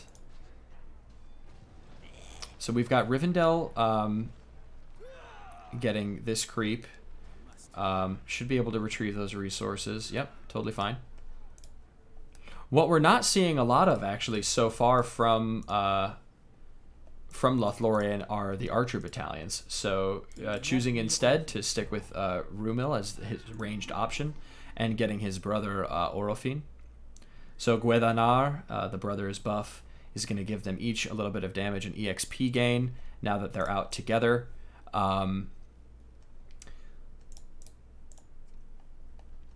Yep, and it looks like we're researching even more resources here from this Malorn tree. Gorgeous looking upgrades. We've got the Dunedain Outriders trying to poke their head in. They're so tantalizingly close to level 2, and therefore their unit regen.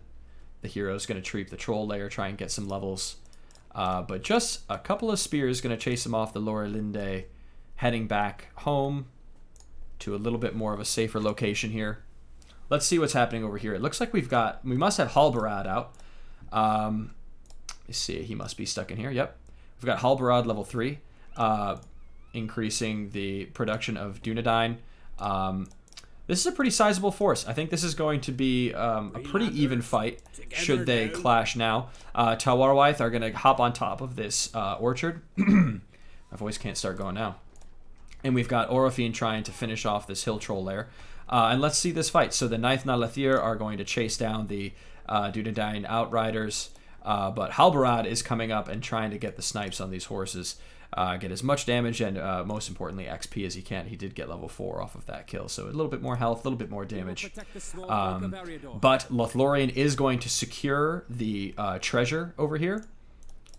And we have now a level 3 Rumil. Rumil is going to do a similar thing, try and take down the cavalry. Might be walking up a little bit too far forward, but the Horn of the Galadhrim is going to go down. Let me check what the real name is. It's just Elven Horn. And the Ninth Nalathir are going to get a decent trample, trying to be body blocked by the Dunedain Outriders. And the Breland Townsguard trying to get into position here, but a decent enough surround here by Lothlorien. And obviously, Cuthalion, the single ranged attack, causes target monster to flee, but decent damage dealt to Halbarad here, while Orofin quickly chases down the remaining Dunedain. Over here, we've got a little bit of a counterattack from Nosy, featuring the Dunedain Outriders. And Lothlorien is going to win this engagement pretty handily. Well-placed Horn. Good use of heroes. I mean, getting Rumil to level 3 before that engagement is definitely very helpful, just to get that little bit of extra damage. Not too many monsters in the Rivendell faction to use Cuthalion on, but we're almost exactly even in power points. Lothlorien right on top of the base here, though. I mean, the longer you fight on the fortress, the quicker you lose. So I think Lothlorien is going to retreat here, not try to give away too many free units. Halbarad now hitting level 5, so his Perseverance ability is on the field now. Nearby Dunedain gain armor and resistance to knockback for 30 seconds. And in 2 levels that will summon some Grey Company as well. So a little bit of a power spike there for Halbarad. Interesting to not see Strider quite yet. Strider is definitely a main player for Rivendell. And whether it's funds-wise or what, Nosy is not opting for Strider. Over here, we are going to see Celeborn is out. So the faction leader for Lothlorien is going to hit this field. This guy's an absolute beast. And we're going to see how well Carliber is able to manage him, level him up, and try and take us to the Lothlorien late game. The kind of hero-focused Lothlorien late game. Coming in here for a pretty decent flank. There's a lot of pikes in here, but let's see. Oh, yep, so these Dunedain instantly upgrade to pikes. Oh gosh, no, these aren't Dunedain. They're the freaking Grey Company. Look at these guys. So they just toggle. Find a better position. And all these Dunedain Outriders here. So a massive, massive force here from Rivendell. A little bit too much of a force to be dealt with. Lots of specialist damage in there and lots of trample. So pretty deadly for heroes and regular infantry. Meanwhile, Lothlorien getting a decent kill on this orchard here. This one has been up and down, up and down, up and down all game. And Nosey's going to go right back to putting it back on the map. So well done here by Nosy to kind of rush the Grey Company. We've obviously got the library here. I wouldn't be surprised to see Reverence of Yavanna getting purchased relatively soon. Maybe not if his orchards keep dying, though. So we've got a two-pronged attack here. Cavalry attack mainly over here. Definitely going to be able to take on these Naith na Lethir. Stat check those guys. They're also at level 2, some of them.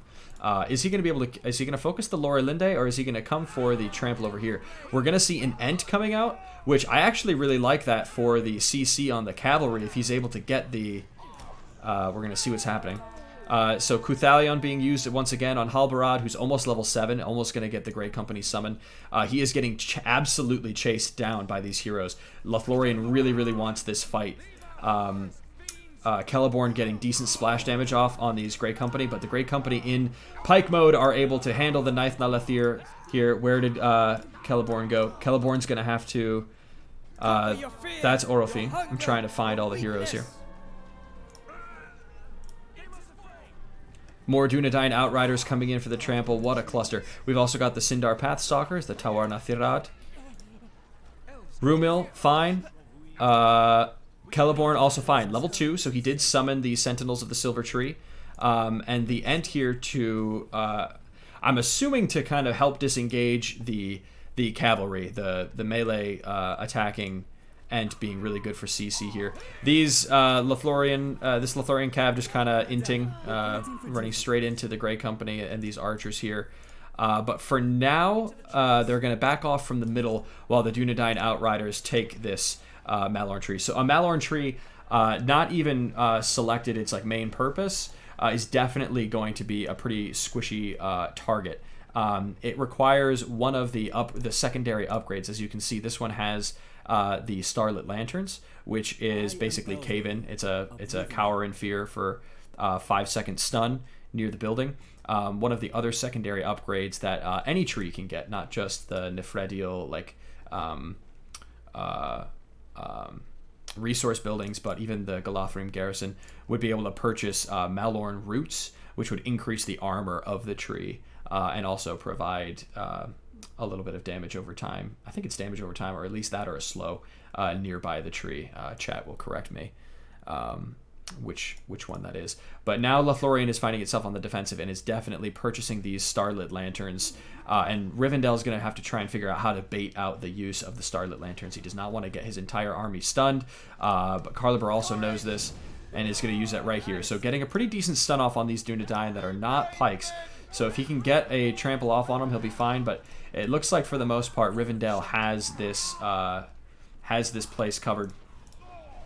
Orofin's going to jump right in there, jump on top of these archers, and the Ent as well going to try and CC these Grey Company units for as long as possible. The Grey Company absolutely doing a great job handling these guys. We've got the twins as well for Rivendell. Big hero battles here. I really like to see it. The Ent is still alive. He's probably going to try and keep him alive for a while. So that Ent draft can kick in. I said that so British, like draft. All right, so the twins are going to be able to take down this Malorn tree. Decent pike grab from Lothlorien here. Able to take down these Dunedain Outriders and reduce this battalion to pretty low. You can go no further being summoned on top of these Grey Company. I don't know if it's going to be enough though. He's got heroes on top of him. But the Grey Company are pretty beefy and supported by the Sons of Elrond here. Yeah, he's granting armor to them, and this guy is granting damage to them. So yeah, they're getting the full Dunedain treatment here. Very, very interesting. I'm really liking the focus on the Dunedain here. I'm still wondering where Aragorn is, if he has any chance of taking down, especially the likes of Celeborn. Haldir is also in the mix here. Did Celeborn go down? Did I miss that? All right, I'm trying to see where on the map all the heroes are. And it looks like he might have lost Celeborn. Orofin is back. Haldir, Rumiel. So all three brothers are out, but I do not see Celeborn. Celeborn must have gotten got, and I totally missed it. He's definitely going to want to reinvest in Celeborn. He's such a strong hero for this faction. But he's got to figure out a way to deal with the Grey Company here. So far, we're still at a level 1 green pasture, so not looking for the Alcarwen, the handmaidens, but we are moving into Marchwarden territory. We already have one battalion out, currently equipped with bows. So this Ent is not going to make it. Going to get caught by the Breland Townsguard here. And right now we're at a bit of a standstill, but if you look at the map, notice all the red. So far, Rivendell is absolutely domineering the map. But actually, now that I say that, the max CP is pretty similar, and I'm sure that's attributed to the fact that earlier on these initial resource structures were being killed, and Carliber has let all of his Malorn trees upgrade this entire time, so he's sitting on more upgraded resource structures. We see a bit of a move out to the northeast here from Lothlorien, headed up by some March Wardens. We've got the three brothers over here. And unless I'm crazy, definitely no Celeborn. I wish I had seen where that guy, where he fell. Maybe you guys noticed it and I just missed it. Gonna try and get this cheeky orchard out here, but it's a little bit of a distraction. And Laura Thelion is gonna make this an absolutely not worthwhile endeavor for regular units to try and take down. All the while, a huge Dunedain strike going for those high-level Malorn trees. Old knows he's doing it. He's going around the back. Depending on how many of these high-level ones he can get, it's going to be really, really deadly. I hear Strider in there. We've got Aragorn and the Chieftain of the Dunedain. These absolutely massive Dunedain buffs going across this entire army here. Lothlorien is a little bit too late to respond to this, trying to go after that orchard. We've got Orofin trying to rush back. Over here, we've got the Grey Company taking quite a bit of damage, though, at this point, because we do have the March Wardens kind of focusing them down. But between, I'm assuming we just saw Tolodan Dangalad, yep, the heal going down. You can go no further, and the Rallying Horn. It's looking to be... Oh, it's so tied up right now. Gifts of Lorien stunned Strider here for just a second. I'll explain what just happened in just a second. But so far, wow, a mano trade here. Really, nobody coming out of here the clear victor, except for the fact that, oh my gosh, we've got the Grey Pilgrim being summoned. I'm gonna try and continue on the fight here. I don't know. I'm curious to see how this goes. I know we've got the heroes here, gonna start wailing on buildings, but I don't think that without an army, this Gandalf choice was a little interesting. We still have March Wardens shooting at stuff. Haldir's dueling Gandalf, and it is not going well. Very, very interesting defense here. Yeah, if I were to say, I do think that was a bit of a waste on Gandalf. I think once that fight turned out as even as it was, the Gandalf would have made a much better impression doing this during another fight and turning the tides there. We do have the summoned giant eagle coming from Rivendell here, so the fortress upgrades are in play. The March Wardens are going to be able to take care of that eagle, but it'll be off cooldown eventually, and he'll be able to use that again. We've got more Dunedain kind of breaching Lorien's land here, seeing what they can do. But yeah, I was going to say, now that they're equipped with swords, they're going to be able to jump on top of these trees and doing a really good job of making Lorien move back and forth and keeping them hampered. It's it's a really good way of dealing with this kind of faction that really is very strong on the home front, making them move between their base and make sure that they stay contained, and taking the map in the meantime. I mean, look at this. Absolutely crazy map control here from Rivendell, even though his army is literally just these retreating Dunedain. The brothers survive. The Dunedain survive, but he's going to have to repurchase Halbarad. He's going to have to repurchase Strider. He's going to have to... I mean, unless I'm crazy, these are actually the Grey Company. No, yeah, the Grey Company also perished. So a very, very interesting couple of trades there. The Laurthalion doing a good job of trying to defend, but with the March Warden's stats, able to take down those defenses. Or actually... That wasn't Laurthalion, right? They have Laurthalion on the forges? Or is it just orchards? No, they do have them on the forges as well. So a little bit of a... hopefully these guys don't get grabbed by the ghosts. But the Sindar Pathstalkers, the Tawar Nathirad, are going to try and get some stealthy kills on these resource buildings. I really like this. I think this is a necessary move from Carliber.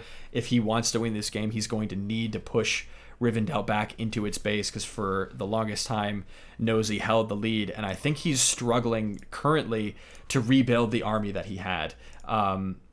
The Outriders have a long build time. The Grey Company have a long build time.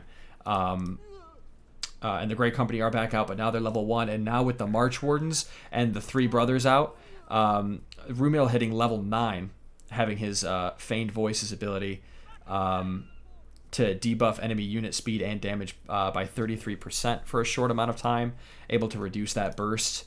And because of the weird fight that happened here after the main massacre, the Grey Pilgrim won't be available for a while. So I think Nosy's going to regret that choice relatively soon if Carliber is able to make a big push on here. I like using the heroes on top of the resource structures here, supported by the very strong March Wardens, but now with also very powerful archers, including elves.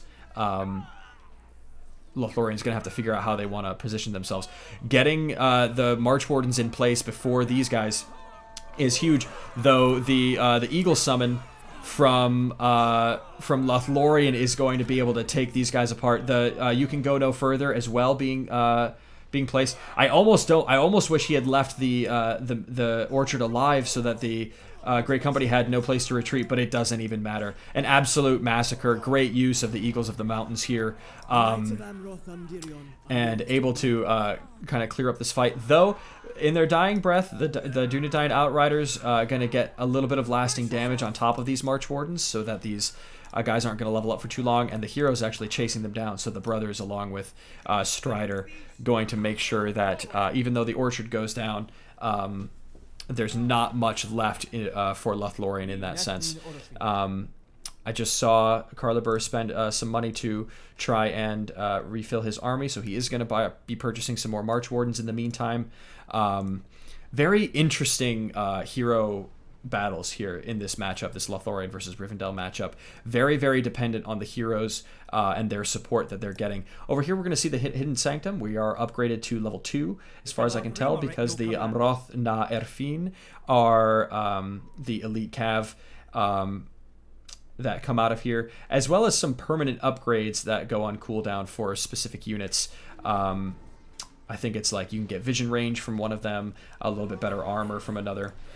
So another solid kill on top of these resource structures. But these 3 guys, between the brothers and Aragorn here, are going to be able to make mincemeat of these rogue resource structures that are undefended, forcing all of Carliber's army to fall back in order to deal with this. I don't believe we see the Waters of Nimrodel power from Lothlorien, which provides a repair ability. I want to see, do we have... I don't see Círdan. We have this, it looks like this is available, but I don't see Círdan just yet. Gifts of Lorien is an ability that you can pick one of your heroes, and it gives a special ability to each hero. So using this ability on Rumil, for instance, which Carliber has done, causes it to pin an enemy hero, in addition to its normal effects. So the elves dropping their Song of Finwë range buff here, and the Grey Company jumping on top of an Ent here, going to be able to kill those guys. Really, really solid defense and engagement here from Rivendell, using the tanky Grey Company supported by the Elven Archers. Okay, we do see... Yep, so there it is. That's Cuthalion, going to be able to trap Aragorn. He does have Tolodan Nangalad, but they are able to trap Aragorn just long enough. The Bright Blade of Eladon whiffs. You can go no further, continuing to stun the enemy. Great chain of stuns here by Carliber to be able to chase down these really, really valuable units, and blocking off the Grey Company with the Amroth na Erfin. Oh, wow. Amazing play here from Lothlorien, able to get these really, really expensive units down with a series of stuns. Excellent Lothlorien work here. That's got to be... Yeah, I think Lothlorien is killing it in the PowerPoints game. The trees will shroud our presence. We almost have another tier 3 for Rivendell, but Carliber has an extra tier 1 and 11 points still, so a pretty decent lead for Lothlorien in terms of powers. Haldir has his armor upgrade, Captain of the Galadrim, and he's going to be able to take down this forge. And now Lothlorien is starting to bleed its way down the left flank of this map, which is a really, really solid position for them to be in. Rumil hitting level 10, obviously. Orofin probably died in that fight somewhere, so we might see him back again soon. Trying to take down the Lorathalion, I think, is a smart choice here, just to make these extended battles a little bit more doable. If he can get on top of this Rivendell Orchard with the Gwaithrim, then that's going to be a huge win for Carly here.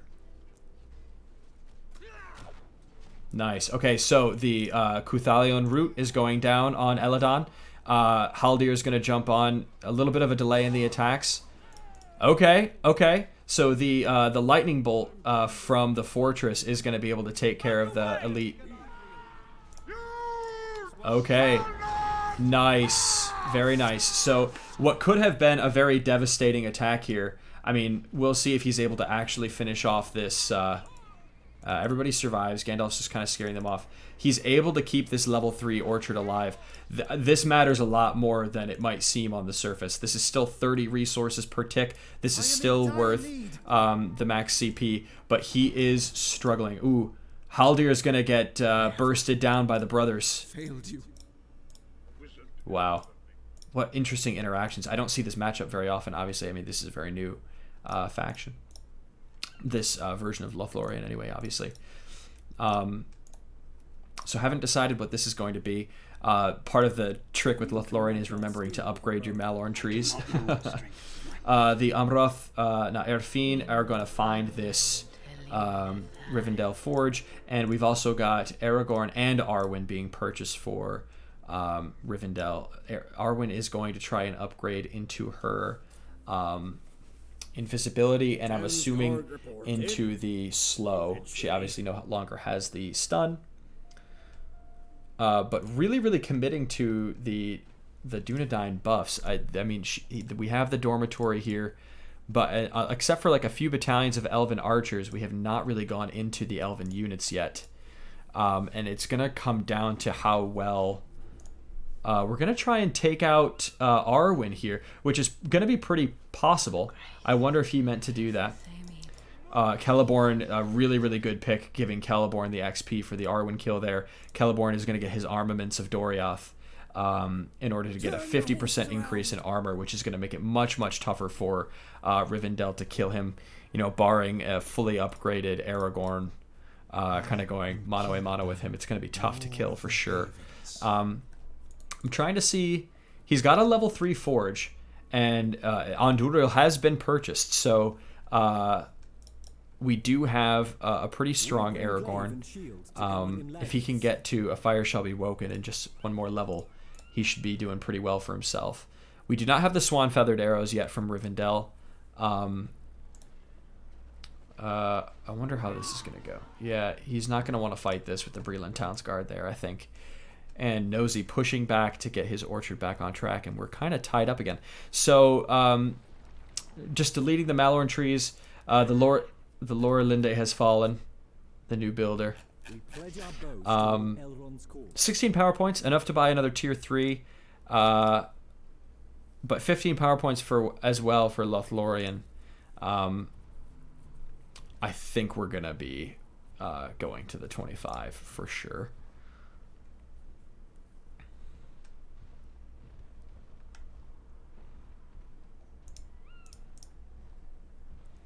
Celeborn and his soldiers.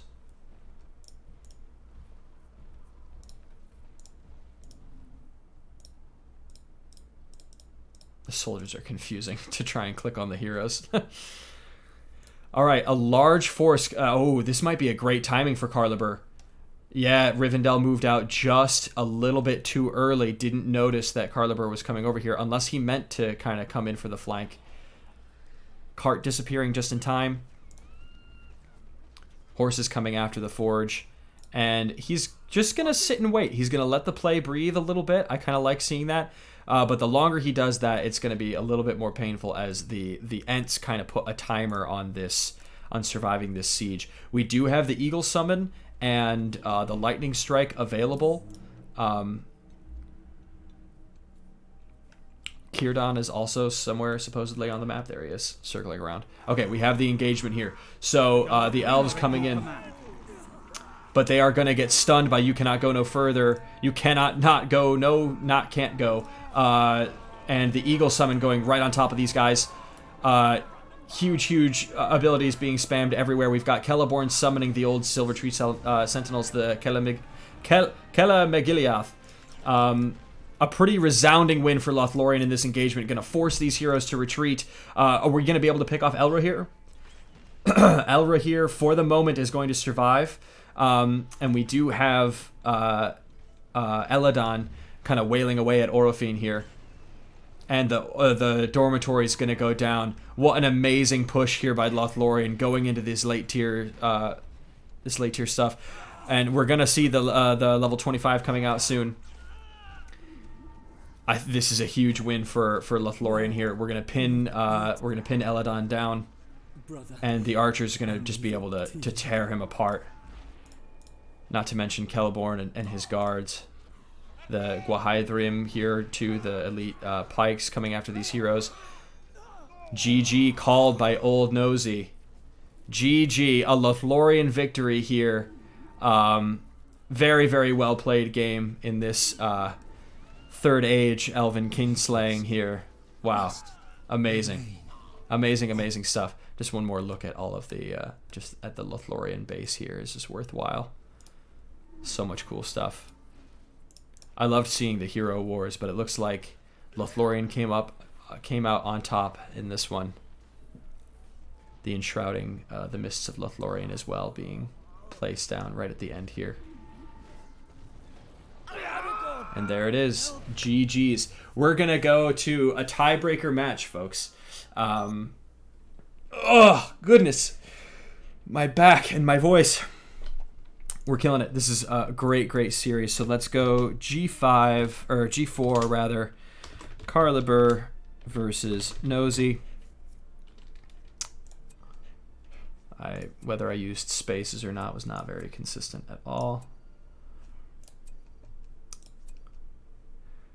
We'll go back to the hold screen as I update the score. 2-2. Download that stuff, and then we're going to see how the players are doing, if they need a break for the final match or what.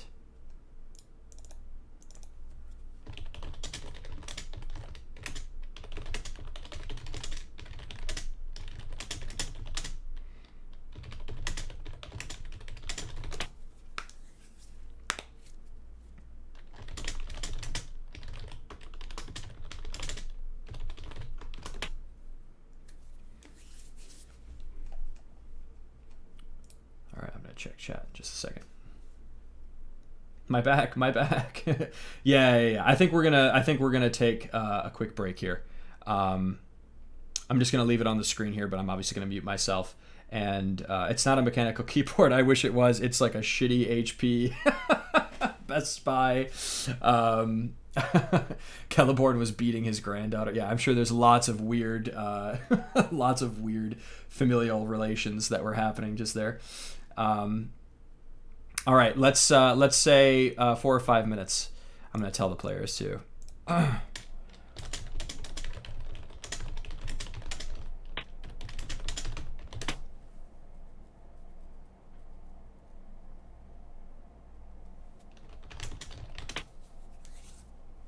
All right, be right back, folks.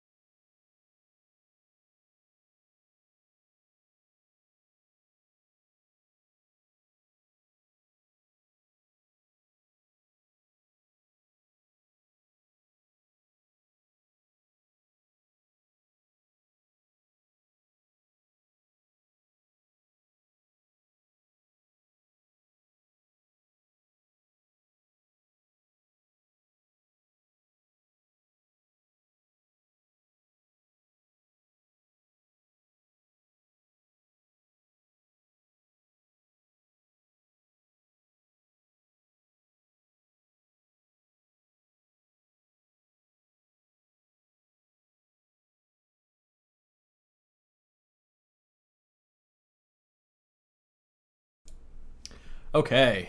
All right, I am back. I think the players are still coming back, so we'll still hang out for just a second. Whew.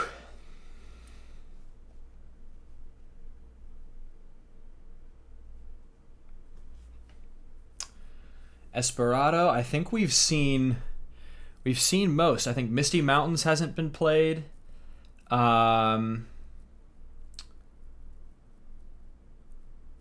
Misty Mountains hasn't been played, and Isengard hasn't been played.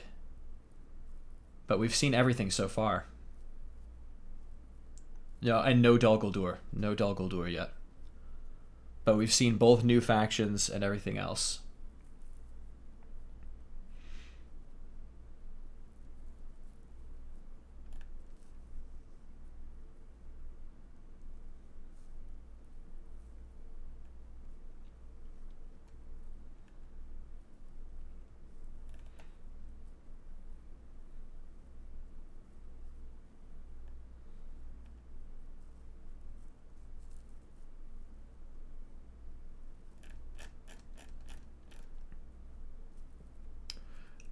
I think it's pretty safe to say that this will go up on YouTube. Yep, no problem there.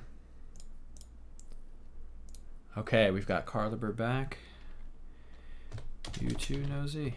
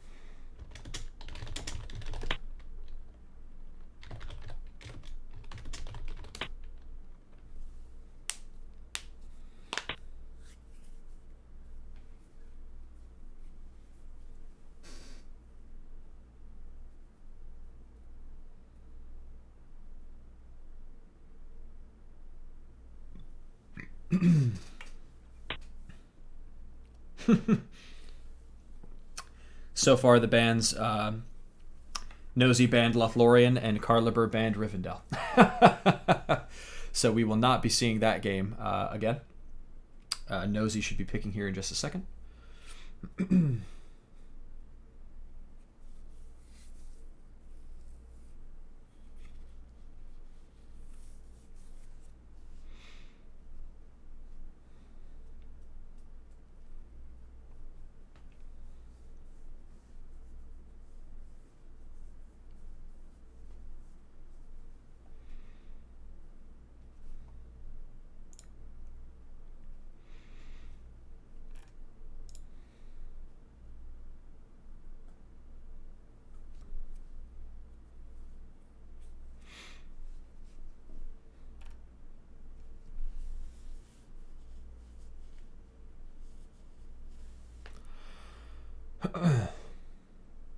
Just checking before we start because I mess with my sound settings during the break. Everybody can hear me, right? I don't need a million yeses, maybe just one. Perfect. All right, thanks, Savvy. I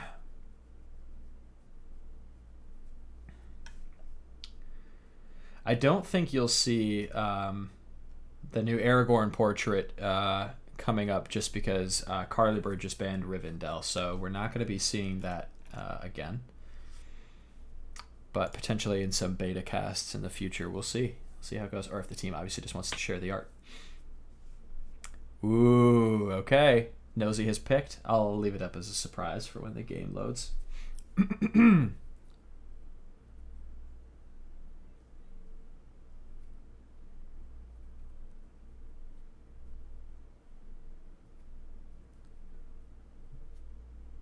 I know what I want to see. I want to see Misty Mountains. Yeah, Slade, you're reading my mind. Yeah, I want to see Misty Mountains, especially for Muzgash's Summer Smash Bash. We've got to have a little Muzgash.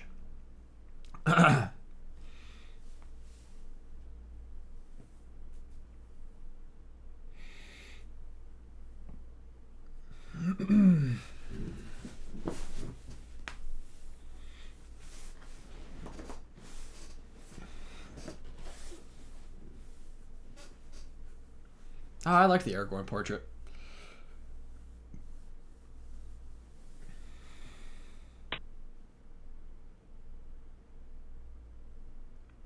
All right.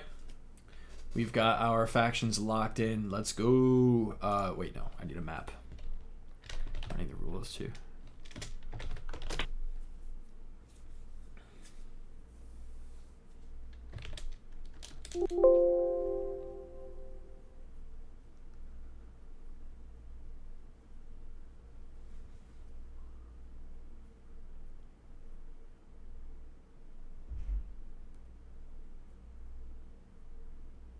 Yeah, let's try and keep the chat about, like, you know, the gameplay, especially for the beta and all that stuff.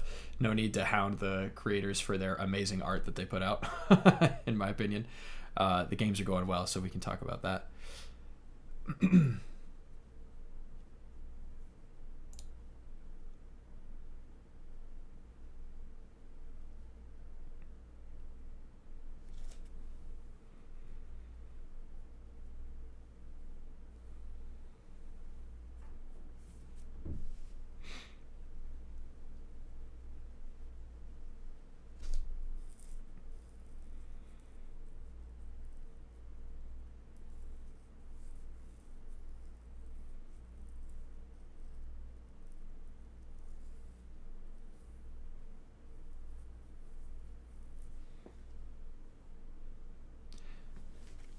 Just waiting for a decision on the map, and then we'll head into our final game.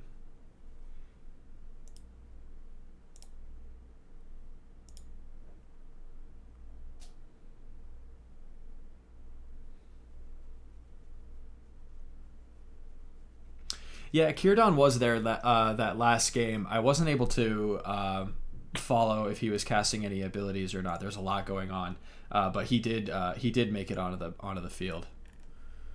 Okay, Dunland, Dumbledore, Gondor.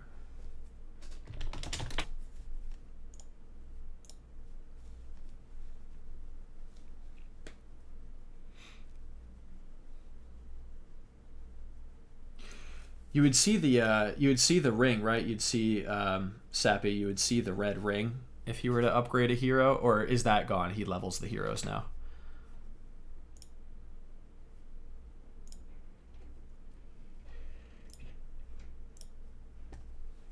I'm not going to be able to see your response because we're in game, boys.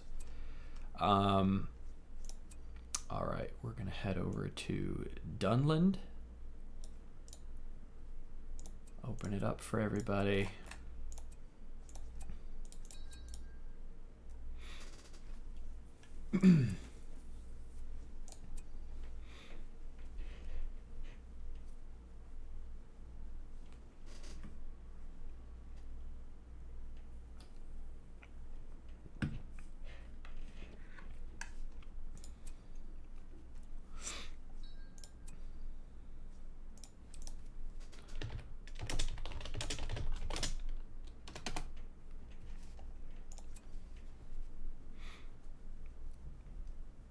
Here we go.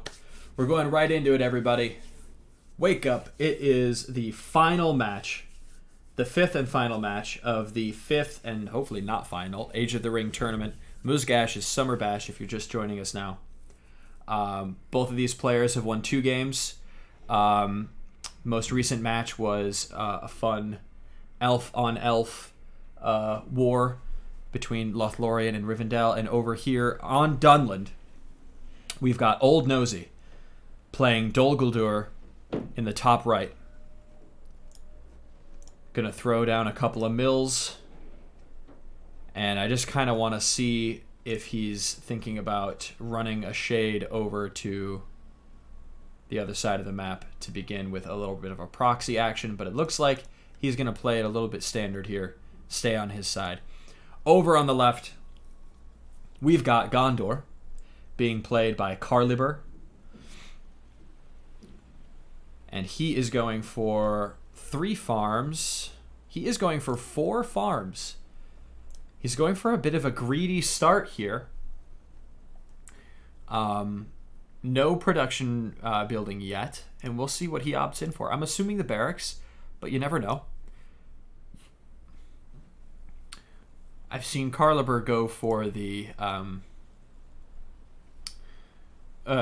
stables delete build, and it looks like he very well might be going for that still. A little bit of a variation on it by going for 4 farms to start off with, so he doesn't lose out on the beginning eco, but he must not be worried enough about the early aggression from Dol Guldur. I think especially without having scouted at all, this is a really, really risky move from Carliber. If Dol Guldur was out, outside of his fog of war with Broken Rabble, it's going to be quite a while before, I mean, we could look at his money. He hasn't even been able to purchase them yet. So his first unit will be hitting the field quite late. But he is totally okay with taking that risk. I really like to see that risky gameplay. It showed when he was cheesing Harad earlier in game 3, I believe. So we'll see how it pays off. Obviously, oh man, this is not an ideal start for him. The Fell Brood. I know he's seeing these spiders and he's instantly going, oh no. The Fell Brood is pretty decent against Cav, but he is going to try and chase him down, make sure they don't get on top of his farms for free. Chill of the Grave going to be slowing these horses. But they are going to go toe-to-toe. Actually, don't they have a fear against don't they have a fear against horses, or am I absolutely crazy? I guess it's level 2 they get the shriek. Maybe they don't do increased damage. So never mind. Take back everything I said. These Knights of Peneth Gillen are able to chase away this fell brood, and he's able to take absolutely no early game damage really at all, and start off with 5 farms. So we'll see 100 max CP point lead for Gondor to start off with here, and we're gonna have a bit of a proxy jail over here in the left corner from Dol Guldur. Very interesting positions for its structures, leaving its main base pretty undefended. These clansmen of Lamedon should have a pretty easy time going after that mill if they wanted. I think it's a mistake to try and jump on this jail with just horses. It has too much health. 3,000 health is just, yeah. These riders have been absolutely wasted over here. Maybe he'll get on top of this mill, but with the infestation and the fell brood coming in, a bit of a wasted attempt from Carliber here. So not his strongest start. I think Nosey's able to absolutely capitalize on this pretty well. Actually, now that I say that, the fell brood did not survive much of that attack, and the mill is going to go down.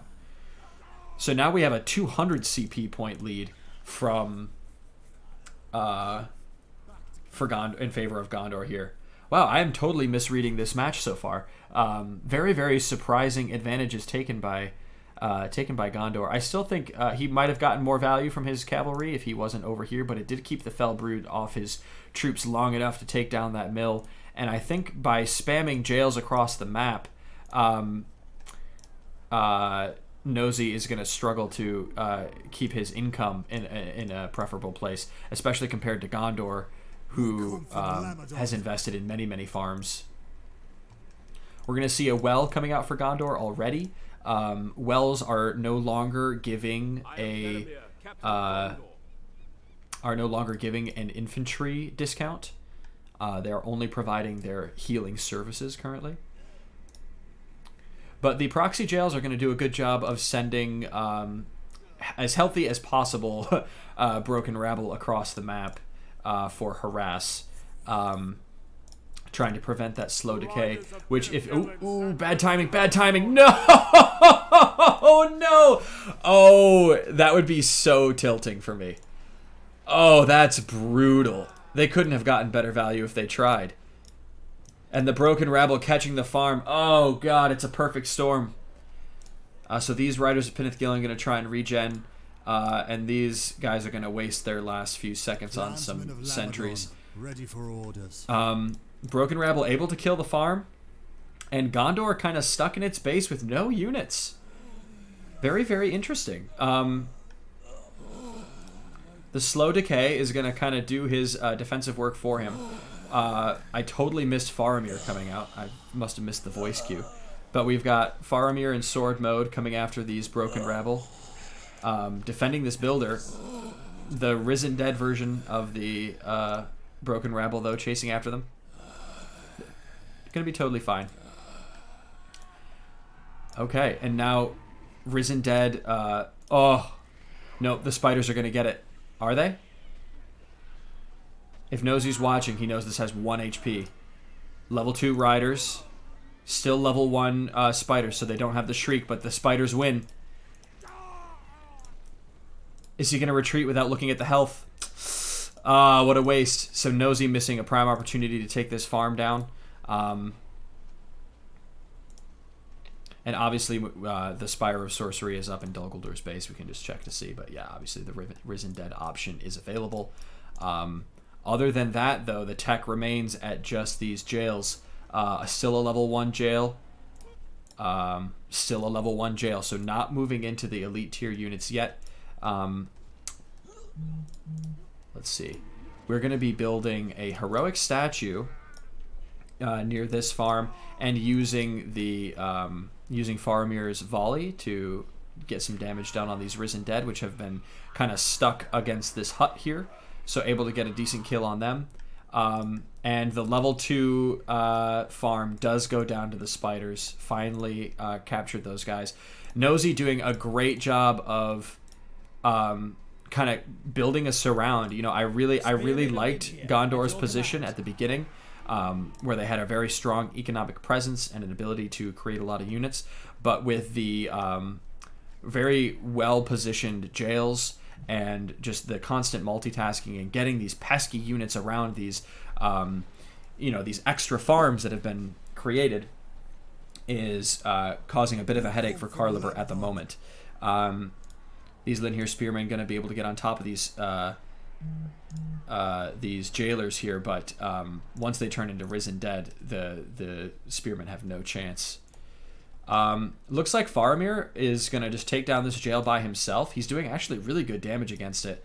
If he was in aggressive mode, I would say it would be done even faster. But this is actually a big win for Gondor here, getting that jail out of the way and chasing. I mean, these guys are going to turn into risen dead at the absolute worst time, aren't they?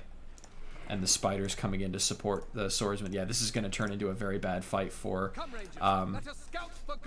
Carliber here. Yeah, the spiders are just free food. Over here, we see a little bit of harass.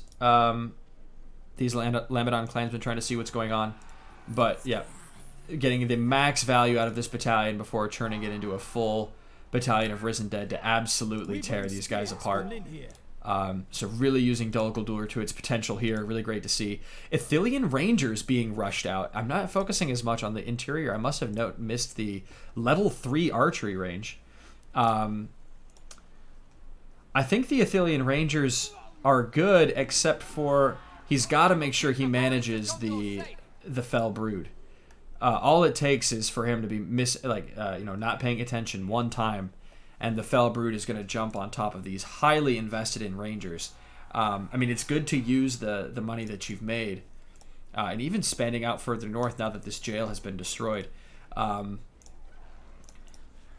But he is going to see his higher leveled farms take a little bit of damage here. This arrow volley is going to do nothing. I mean, this is just future risen dead, right? He doesn't care how much damage those guys take. Wow, what kind of control was that? An instant 90-degree turn. The control on these spiders is so good. The spawn of Karkaroth is gonna, see, this is the problem with investing in these Rangers. It's too easy for him to just jump on top of them and not get the value. But before we say it's too bad yet, we've got Faramir not in bow mode, trying to retreat from these wolves. He doesn't want to get eaten by these wolves. And so far, I mean, this is going to be pretty rough for Gondor here.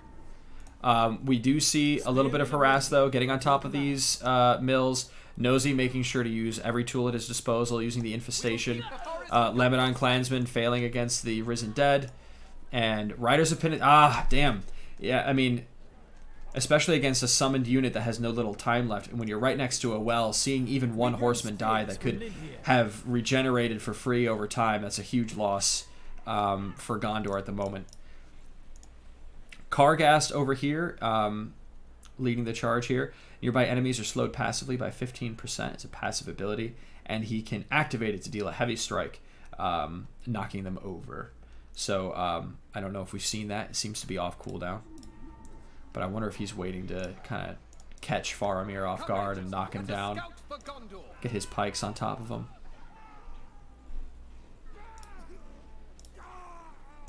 Getting really, really solid value out of these jailers. Knows he's really good at paying attention to when they're almost dead and then turning them into the risen dead to get absolute max value.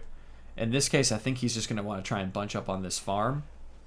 But I think, yeah, their defense against the Ithilien Rangers is not going to be good enough. Yeah.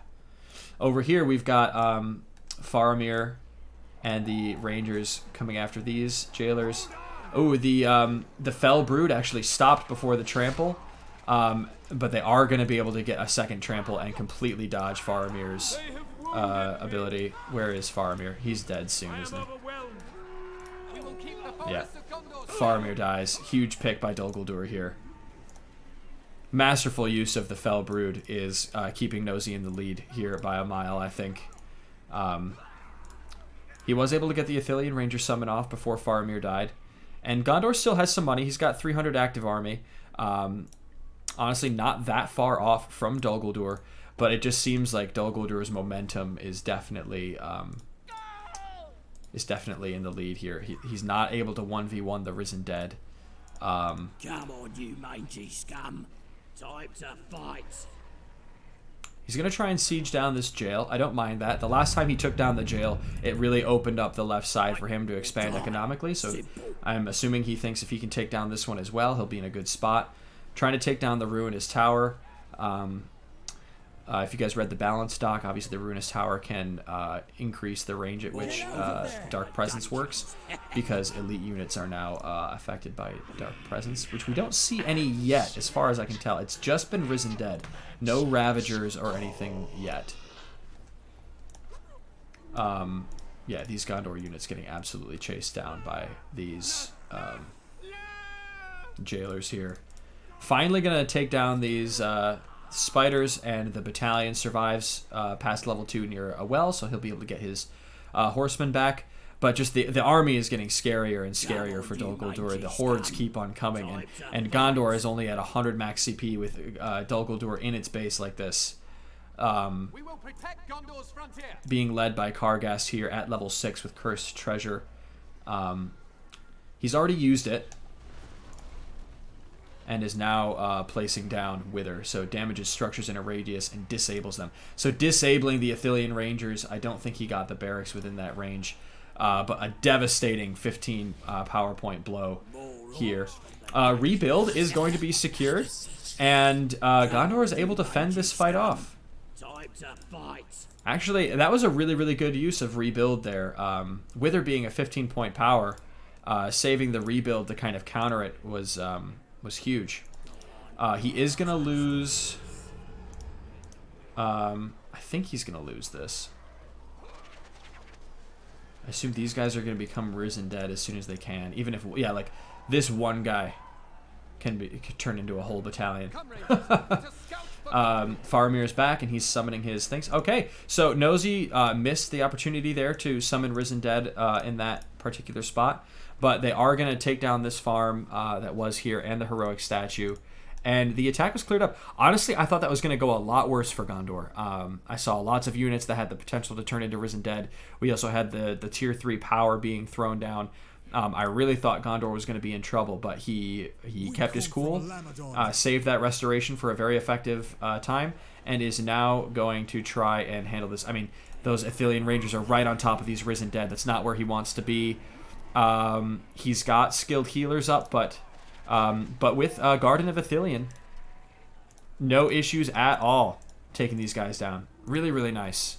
Okay, so Gondor coming back into this fight, getting on top of this forward jail, and now has to face the Harbingers of Shadow, now that we're moving into the elite units and the Necromancer, or not the Necromancer, just a Castellan. Let's check on Dol Guldur's base here.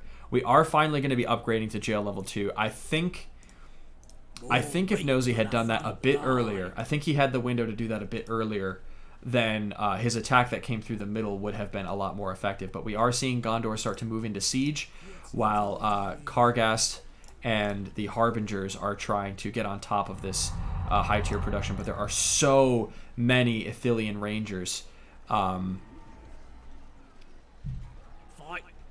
Decent damage being done to this archery range. Restoration is on cooldown. You don't want to lose the level 3 building at this point.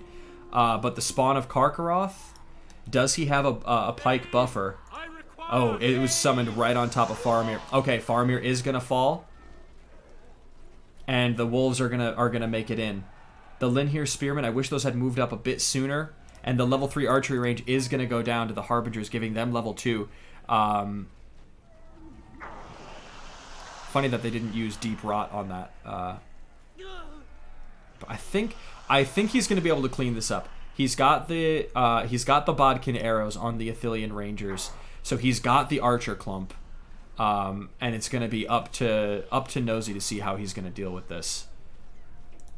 If the Harbingers make it out, though, that would be really tough. I don't think he's going to let them. He's going to have to chase them down. In the meantime, down here, this jail finally was destroyed. I don't know exactly when. The Riders of Pinnith Gillen smartly, Carliber's paying attention over here, not running them straight into jailers. And Kargas did survive. Okay, so now we hit a little bit of a reset as both players try and decide what their best move forward is. The Harbingers are trying to return home, and they should be. Maybe the chat boys can let me know. I figured all of the elites were affected by slow decay, but I guess the Harbingers are not. Is it just the Ravagers and Tomb Guard? You can answer that for everybody else. I'll never know. So some fiefdom units going to try and hop on top of this slave mill, and the slave mill using its refresh slaves ability to try and defend. Really, really good use and just like remembrance of making sure the mill's abilities get used. A defense is here, but it's just not going to be enough in time, even with Kargast hitting level 7 with his Spell of the Barrows. Target enemies cower in terror. He might have been able to save the building if he wanted to use his ability there. But giving Risen Dead 50% damage for 20 seconds could result in a pretty crazy wombo combo against some of Gondor's structures here. So this dreadful presence kind of being hidden within the woods here. Very, very clever, landing pads for all of Dol Guldir's units to really summon up a big enough army. The Harbingers of Shadow gonna finally clean up these fiefdom units most likely, but not before 2 mills go down. We are gonna see a Castellan kind of cheekily walking into the middle of the base here, I guess just trying to see what's up.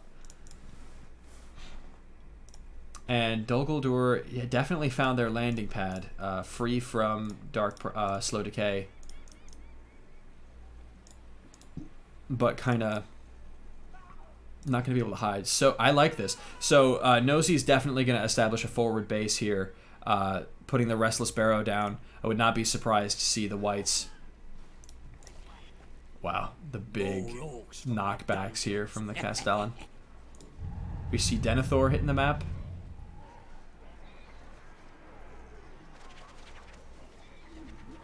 All right.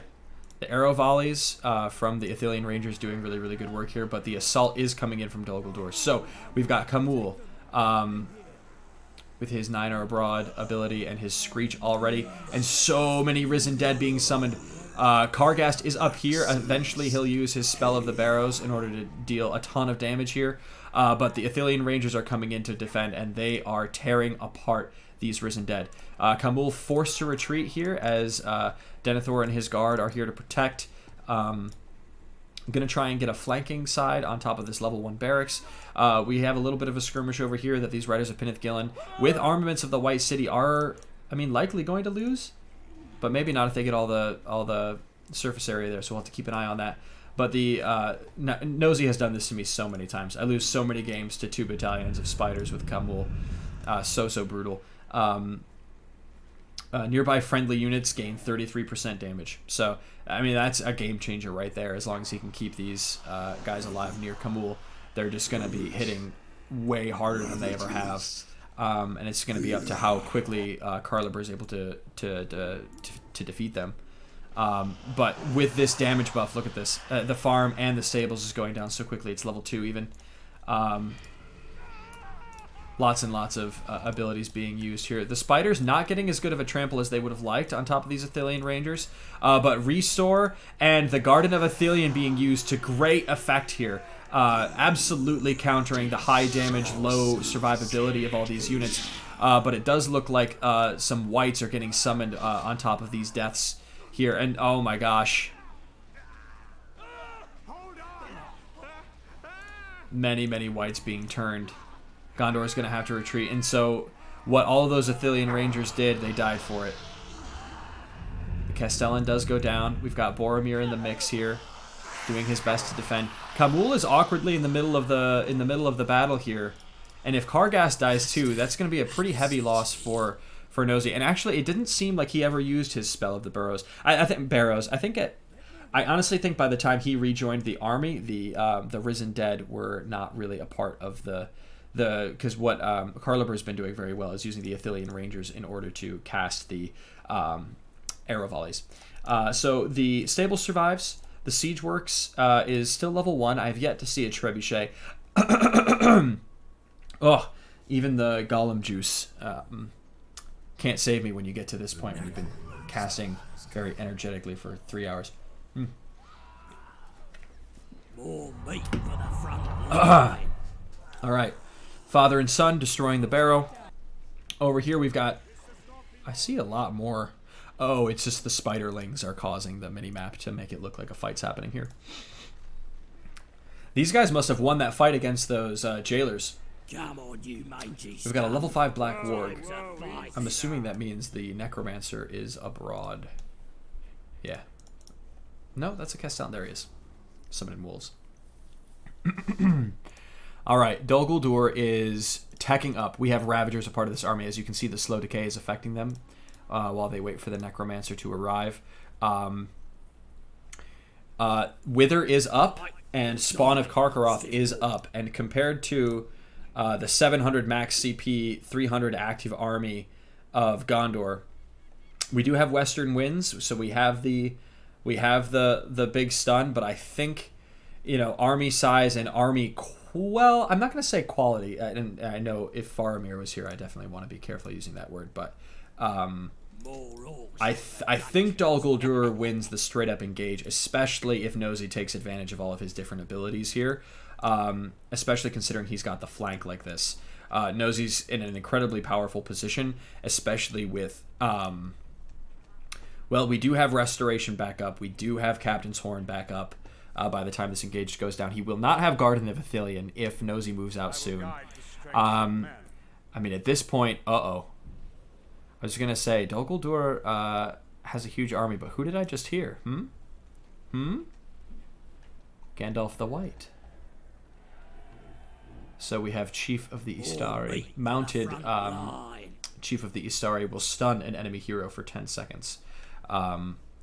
So he's getting a bit of a scout off. That's honestly good information for him to know, just so that he can be aware that these are running around.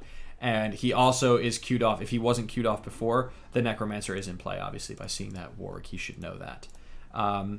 These guys are going to be able to get these farms. I mean, these farms have been around for a little bit. This is level 2. If Nosy doesn't go after these, he's missing free real estate here. Gandalf is going to... I don't know who wins this. If those spiders get on top of him, I wouldn't be surprised if they dealt some damage. But he's going to be able to get the Tethered Shade out of here. And yes, so we will see that... no, Nosy's forgotten... Or no, okay. I was going to say I thought he forgot about him, but they've just disappeared off the map for a brief moment. And the Risen Dead are going to be able to attack both of these. And I don't think there's going to be enough to... defend. Gandalf retreated, killed the Tethered Shade. That's about it. If these farms go down, which they will, or at least bait out the Restoration, I don't think... Yeah, it would be silly to use the Restoration on those, I think. He needs them for when Dol Guldur goes in for this. Oh, no, and look at the perfect timing. So Nosy knows exactly what he's doing. He's distracting even any part of this army and Carliber's attention down south, and is now going to be moving across the map. I think it's a bit of a mistake to go for this farm right now. I would have let one battalion kill that farm as you move in, because now you've given Gondor a lot of time to reposition, and so now he's going to back off. Okay, so Nosy deciding, okay, not the actual right time. I took the farm, going to take what I can, and he gets a little bit of a view into Carliber's army here. I want to see what's happening back here. I think... Yeah, we've got more Castellans. Nothing in terms of, like, big upgrades. The Spire of Sorcery is level 2. Still only a level 2 jail. But Gondor is kind of poking its head out here. Obviously, the barrow here was taken care of. And Gandalf is still around.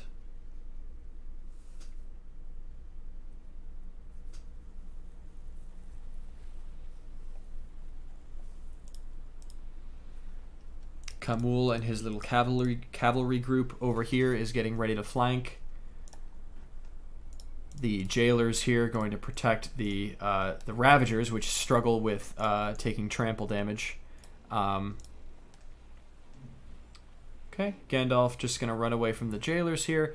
Good use of a very fast moving unit, very mobile. to just make sure he knows what's going on. I just worry that if Nosy is keeping tabs on where Gandalf is, he'll be able to strike at a very advantageous spot. These Risen Dead are absolutely going to be able to take this farm and the builder most likely. And the cavalry making sure that there's no way. Oh, Chief of the Istari used on Khamul here. Let's see if he's able to get the... with Gandalf, the fear resist is there. Khamul goes down to Gandalf. Bane of the Ringwraiths. These guys not doing anything, so let's focus over here. Okay, so we've got Kargas trying to retreat, but amazing block off by the cavalry here. With the Bodkin arrows, I mean, the slash damage against heroes is going to be huge. Faramir goes for the wounding arrow. Absolutely massive damage to Kargas. Great counterattack here from Gondor. Chief of the Istari is going to be back for the Wizard Blast now that he's mounted, but a huge... the Necromancer goes down in seconds. Wow, what an amazing engage here by Gondor. Spawn of Karkaroth, though, along with Cynathra's, Queen Cynathra, I don't know if she burrowed in or what, but the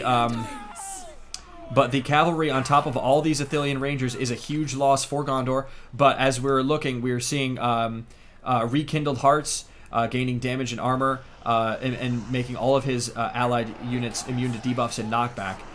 Is going to be huge, especially against Dol Guldur, who loves to debuff. We've got a little bit of harass coming through here. I don't know what they got. There's going to be some Risen Dead in the base, but a resounding victory for Gondor. I wouldn't put it any other way, especially coming from the position that he was in, surrounded basically on all sides, was able to snap up Khamul, grab him, get the slow onto, or an amazing cav block against Kargast, forcing Kargast to run back around and get him killed, followed by immense focus onto the Necromancer and killing him as well. I mean, these Risen Dead very well might get on top of this farm, but with these fire arrows and possibly the Ithilien Rangers getting there, no, they don't have level 3 long shot yet. He has Restoration. I would use it. It's a low enough cooldown for the level 3 farm. He shouldn't lose this. Oh, I think that's a bit of a misplay. I know he's focusing around up here, and he's got Boromir getting chased down by the Unburied Wights. They're going to leave him alone. I know that's important, but you do not want to be losing the level 3 farm. I think Nosy kind of got away with murder there. We've got a level 5 battalion. Does he not see this? I think it's stealthed. Otherwise, he'd be killing it. Absolutely. Boromir getting trapped. Yeah, Boromir is going to fall. It's too much. He's not even going to use Horn. Bit of a shame there. Okay, so a bit of a mismanagement of the counterattack. So he wins the big fight, and I think Carliber tried to do too much in terms of his counterattack. Lots of things happening on different sides of the map.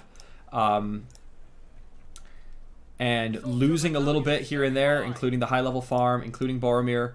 But a good mix of Anorians buffed by Gandalf, who now also has Flame of Anor, which is going to be great against the Dol Guldur hero spam. If Nosy is even able to afford all those heroes again. He lost like 3 or 4 at the very least. I think Gondor's in a prime position here, but the problem is we have just purchased Bane of the Greenwood.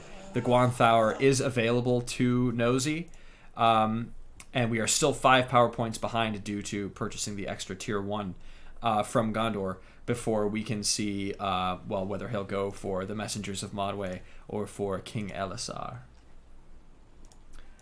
Some Anorian spears getting on top of this slave mill. Should be fine. I don't think the Castellan's going to be able to get there in time. The level 4 Castellan is pretty cool to see, though. He can be immune to damage for 30 seconds. If I sound surprised when I look at different Dol Guldur abilities, it's because I know very little about Dol Guldur. A caster should never admit that, most likely, but Gandalf is getting on top of these Entwives, absolutely no problem. I didn't like the way I phrased that. Over here, we've got a trebuchet. Gonna try and get protected by these swordsmen here. A good find on this Sinathra's sister if it falls. Oh no, the Sinathra's sister is gonna escape. That's gonna be a bit annoying, especially since I believe they can crawl over these areas too. I don't know exactly how that works. I guess we'll see. Gandalf's gonna be able to chase these guys down, no problem. I wish at that, yeah. So now he's gonna turn the army around. He sacrifices his trebuchet, kind of. Oh no, it survives. Okay, trebuchet survives, and I think Nosey's gonna try. If Nosey can do it, and get the sister back on top of this trebuchet, that would be good for him. Okay. Yep. Okay. So the Gwanthour being summoned. Honestly, I think this is good for Gondor. This is not a base killing Gwanthour just yet. He's going to be distracted trying to reset this army. The army is pretty far spread out, and the Gwanthour is not going to get a ton of permanent damage done on the base. But he is going to kill some heroes. I think I heard Boromir fall. We've got Damrod. Did we lose Faramir? What did we lose? All of these battalions seem to be surviving, and now knows he's going to try and get as much damage as he can. I wonder what structure he's going to try and destroy. He gets a free destruction. I think he's looking straight at this level. Yep, there it is. So he's going to get the level 3 archery range once again. Oh, and a decent kill on these guys too. One Ithilien Ranger is going to survive. All right, an excellent time buying spell here for Dol Guldur. But all things considered, what that power can do, I honestly think Gondor handled that quite all right. His army is very low, but so is Dol Guldur's. Dol Guldur's follow-up currently is pretty sketchy. And with Gandalf still alive and multiple battalions of Ithilien Rangers reviving, he will still have access to these units that still have Bodkin arrows. He needs to keep these alive until he's able to upgrade his archery range again, or he's not going to have access to those units for a while. King Elisar is out and about, or I mean not out and about, but available to be summoned. Wow, I am loving this finals game. This is so much fun. I really want to see King Elisar. So we've got the Tomb Guard, as you can see, being affected by slow decay, 8.0 feature. Without the Necromancer nearby, they are not surviving. Kargas is almost level 10.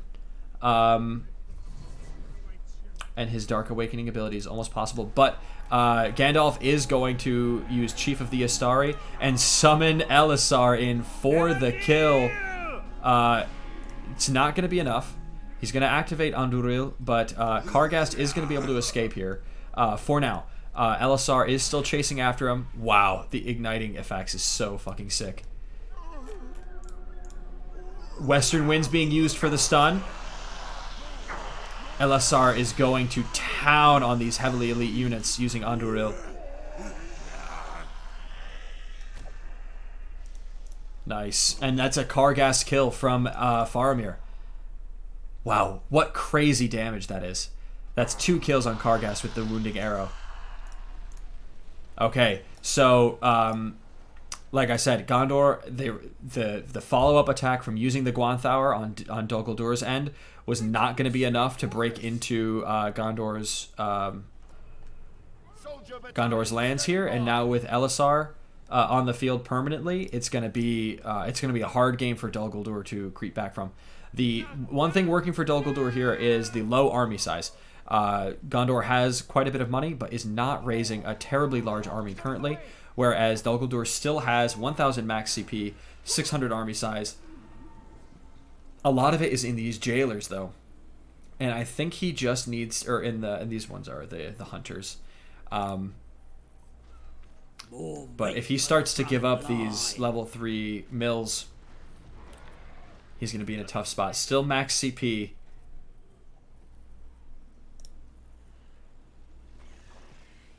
But I'm not seeing as many Ravagers or Tomb Guard as I might expect. He's just going for the cheap options. I'm assuming he's trying to repurchase all of his heroes. We have two sisters, or a sister and a wolf, going to try and flank. If he can start to take down these farms, I mean, Gondor with a marketplace and this many farms is just raking in the cash. He's got the Numenorian stonework at this point. Stalwart defense is going to be here if Dol Guldur gets too close. This game is Gondor's to lose, I think. I think Carliber might take it here. Gandalf's damage versus the jail is going to be strong, the level 1 jail. And the Anorian soldier is just... it's a no match, especially being buffed by Elendil here. Soldier battalion at the ready. So this jail is going to fall. Sinatra and these guys are going to be trying to take care of these farms. I think this is a worthwhile endeavor. Using very little resources to take down Gondor's engine. I'm just not sure how Nosy wants to deal with this. It looks like he would rather base trade. He's going to send his army this way and see what permanent damage he can do. See if he can draw Gondor's forces back. He must feel confident enough that he won't lose his base. And I'm wondering if there's any particular reason for that. We do see darkness, and Western Winds is on cooldown, so darkness will work. He's going to cast Wither in the middle of the base here, disabling all these buildings, and then run back out. And it looks like he's going to cheese the fortress with the Sinathra's sisters. Queen Sinathra is not healthy enough, and I think this strategy would normally have worked, but I think Carliber studied this, studied the game of Nosy versus Excelsior when all the Dunedain Outriders cheese the Woodland Realm base. We have Numenorian engineering. We have stalwart defense. There is no cheese that is going to save Nosy at this point. The Gondor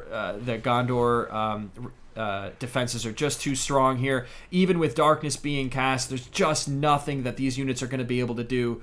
As Gandalf the White leads his troops to victory here. I don't know. I don't see Nosy coming back from this. What he would need to do is he would need to stage a Gwanthaur and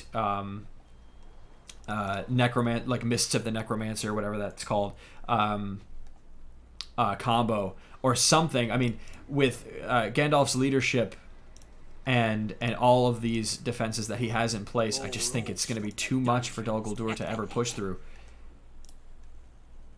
King Alisar as well with the leadership.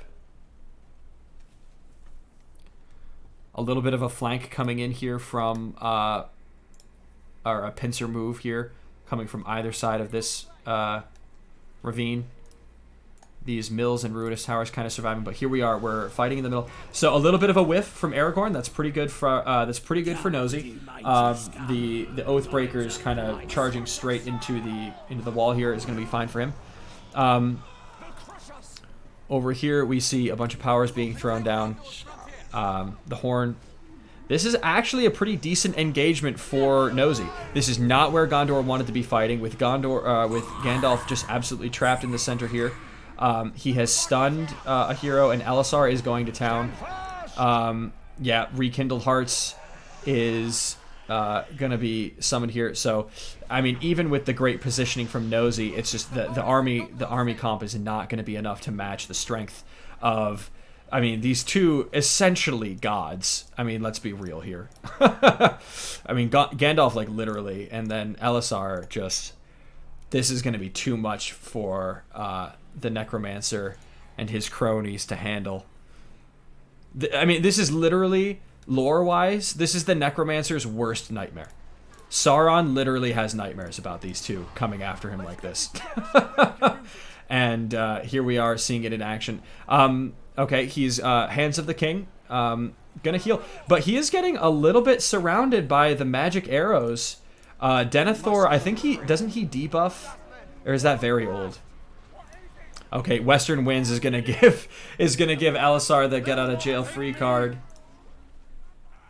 Yeah, Alisar is totally fine. Gandalf's totally fine. Denethor is gonna get out of there totally fine. I love using that as a disengage. Kamul and his crew are going to come after these extraneous farms, so not a bad counterattack here. As Elisar is forced to... I mean, Spawn of Karkaroth. Uh-oh. Elisar might go down. Nosy's done it. There's no way. Yeah, Elisar's dead. Excellent work by Nosy there. Gets the kill on Elisar. We have the Fountain Guards, which... I don't know if I've ever seen the Fountain Guards in competitive play before. And it's unfortunate. The Fountain Guards, obviously being a defensive unit, giving the structure bonus, it probably would have been better to have them at home. And if they were at home, they probably could have saved Elisar. So that's a bit of a shame to see. But Gandalf getting some levels over here, getting to level 9, while Denethor leads the charge on the front. Kind of the opposite what you'd expect. But Kamul getting great value here with his wargs. And Gondor trying to reset Dol Guldur's economy. We're finally seeing Nosy dip below 1,000 max CP, but still maintaining a decent-sized army. Gandalf coming after Kamul like this with Chief of the Isari. Kamul is going to be able to escape for now. I believe at this point Kamul is the only hero left surviving for Nosy. We have Ensnare. I wonder if he used that in the fight over here, and that's why it looked so good for him for a while. Ensnare will take control of enemy units within the radius for 30 seconds, which would make sense because if he used it, it would make sense that if those units did survive, they turned back to Gondor, because Gondor did eventually come out on top, even if it looked bad for him for just a moment. Flame of Honor was used against Kamul, not enough. Yeah, Nosy says, no way, I'm not giving any more XP to Gandalf. Destroy the mill. And I think at this point, Carliber is preparing for the final push. We've got the Messengers of Manwë. Manwë, sorry. Horn being cast on all of the units here. We've got a summon of some archers here to try and pick off some units from Faramir. Kamul almost full health.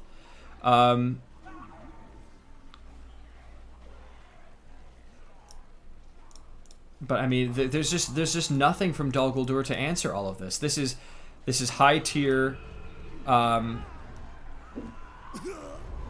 stuff. The Gwanthour is going to come out, I believe. I mean, he has seconds. Just seconds. He's losing some structures in the meantime. Rekindled Hearts going. So, I mean, the armor buff and immune to debuffs and knockbacks, if he summons the Bane of the Greenwood, nothing will get knocked back. Or nothing should get knocked back. I wonder if he's waiting for that to dissipate. He's not summoning it quite yet. I don't want to look away for too long. There's just a couple of Entwives in the base here. But Nosy's being very patient with his abilities, while these Fountain Guard are getting on top of the fortress. Messengers of Manwë coming in to take down the fortress. All going to focus it all at the same time. Gwanthour is going to be summoned. I think at this point Rekindled Hearts has worn off, so the army is going to be dissipated. I don't think it's going to be enough. I don't think he has enough of an answer for the Messengers of Manwë. Oh no, Gandalf! The Gwanthour is eating Gandalf alive with the knockback. He absolutely was baiting out the Rekindled Hearts here, and he's not even going to be able to get up in time to cast Flame of Honor. So Gandalf will never be able to see the fruits of his labors, but at the very end, the fortress is going to go down, and even if he didn't get a chance to use Gift of the Necromancer. Oh, it was so close. I mean, maybe he did, and you guys saw it, but at this point, I don't think it was used. I think he purchased it and didn't get a chance to use it before the fortress went down. I could totally be wrong. There was so much going on. Watching Gandalf die there, but the Messengers of Manwë fulfilled their purpose, and Dol Guldur, I think he's been banking up for this. He doesn't have any money to spend on dead heroes anyway, so he's going to run across the map, but the Gwanthour isn't going to be able to make it there in time. This Black Warg is going to try and get on top of this Trebuchet. I mean, this is buying more time than you would think. I mean, coming after this stuff with a big army is definitely possible, but it's all the harder for Nosy to defend if Trebuchets are on the map. So at this point, Carliber's got to smartly and quickly finish off Nosy. once Nosy is able to rebuild his fortress, which I'm assuming he wants to do, he has Gift of the Necromancer. He needs to finish that. The good thing about Dol Guldur in this scenario, though, is that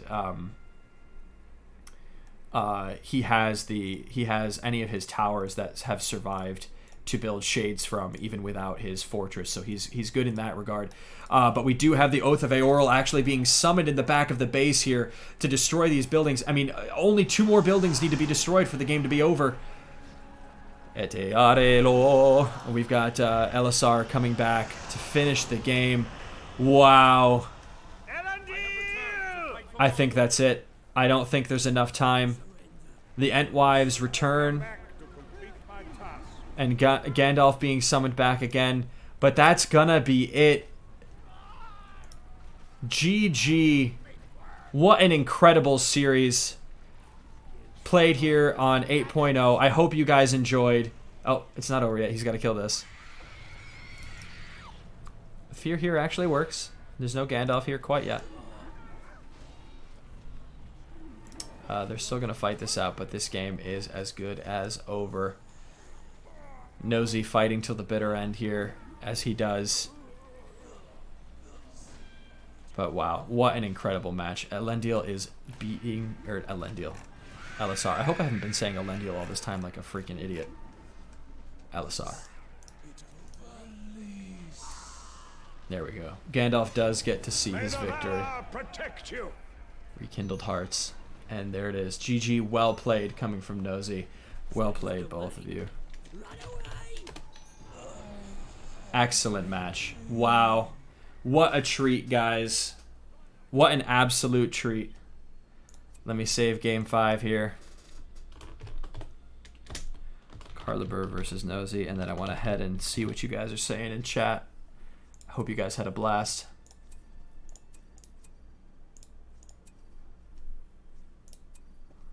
Let me just update. Nope.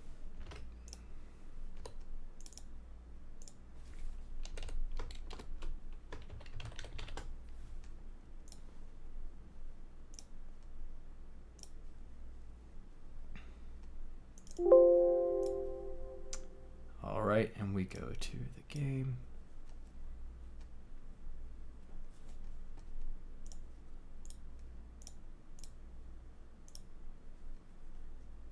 All right.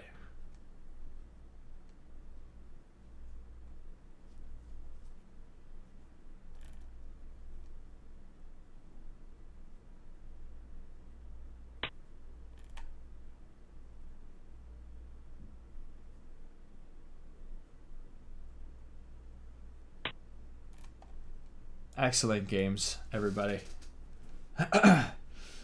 Thanks, Kyle. I am tired. I am tired, but wow, that was such a treat. I had so much fun. That was such an amazing game at the end there. Really, really well played. All of these games, really, really, really well done.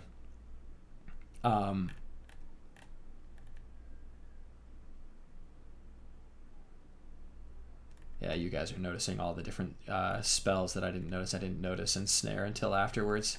Dol Guldur is like a blind spot for me, but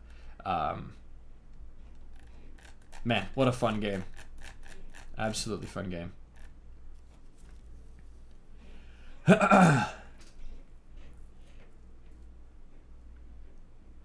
Thanks, Rudin. Appreciate it. Whew, all right, so I mean, there will be a post soon, but I'm pretty sure we have a new spawn of Muzgash. A new titled member of the community here. Well done, Carliber. Well done, Nosy. Excellent game. I'm really glad we got to finish these. I'm really, really glad we got to finish these games on 8.0 and give you guys a taste. This is but a taste of what is to come with Harad, with Lothlorien, and all the other changes that the team has been working so hard on. So I mean, feel free to take the discussion to Discord. I think I'm going to call the stream there. It was a blast. Thank you guys for hanging in with me. I mean, 100 viewers for like the whole stream. This is probably the biggest turnout for a tournament we've ever had. So really glad you guys could tune in and enjoy it. And I'll catch you all on the flip and in the next beta cast. All right. Take care, everybody.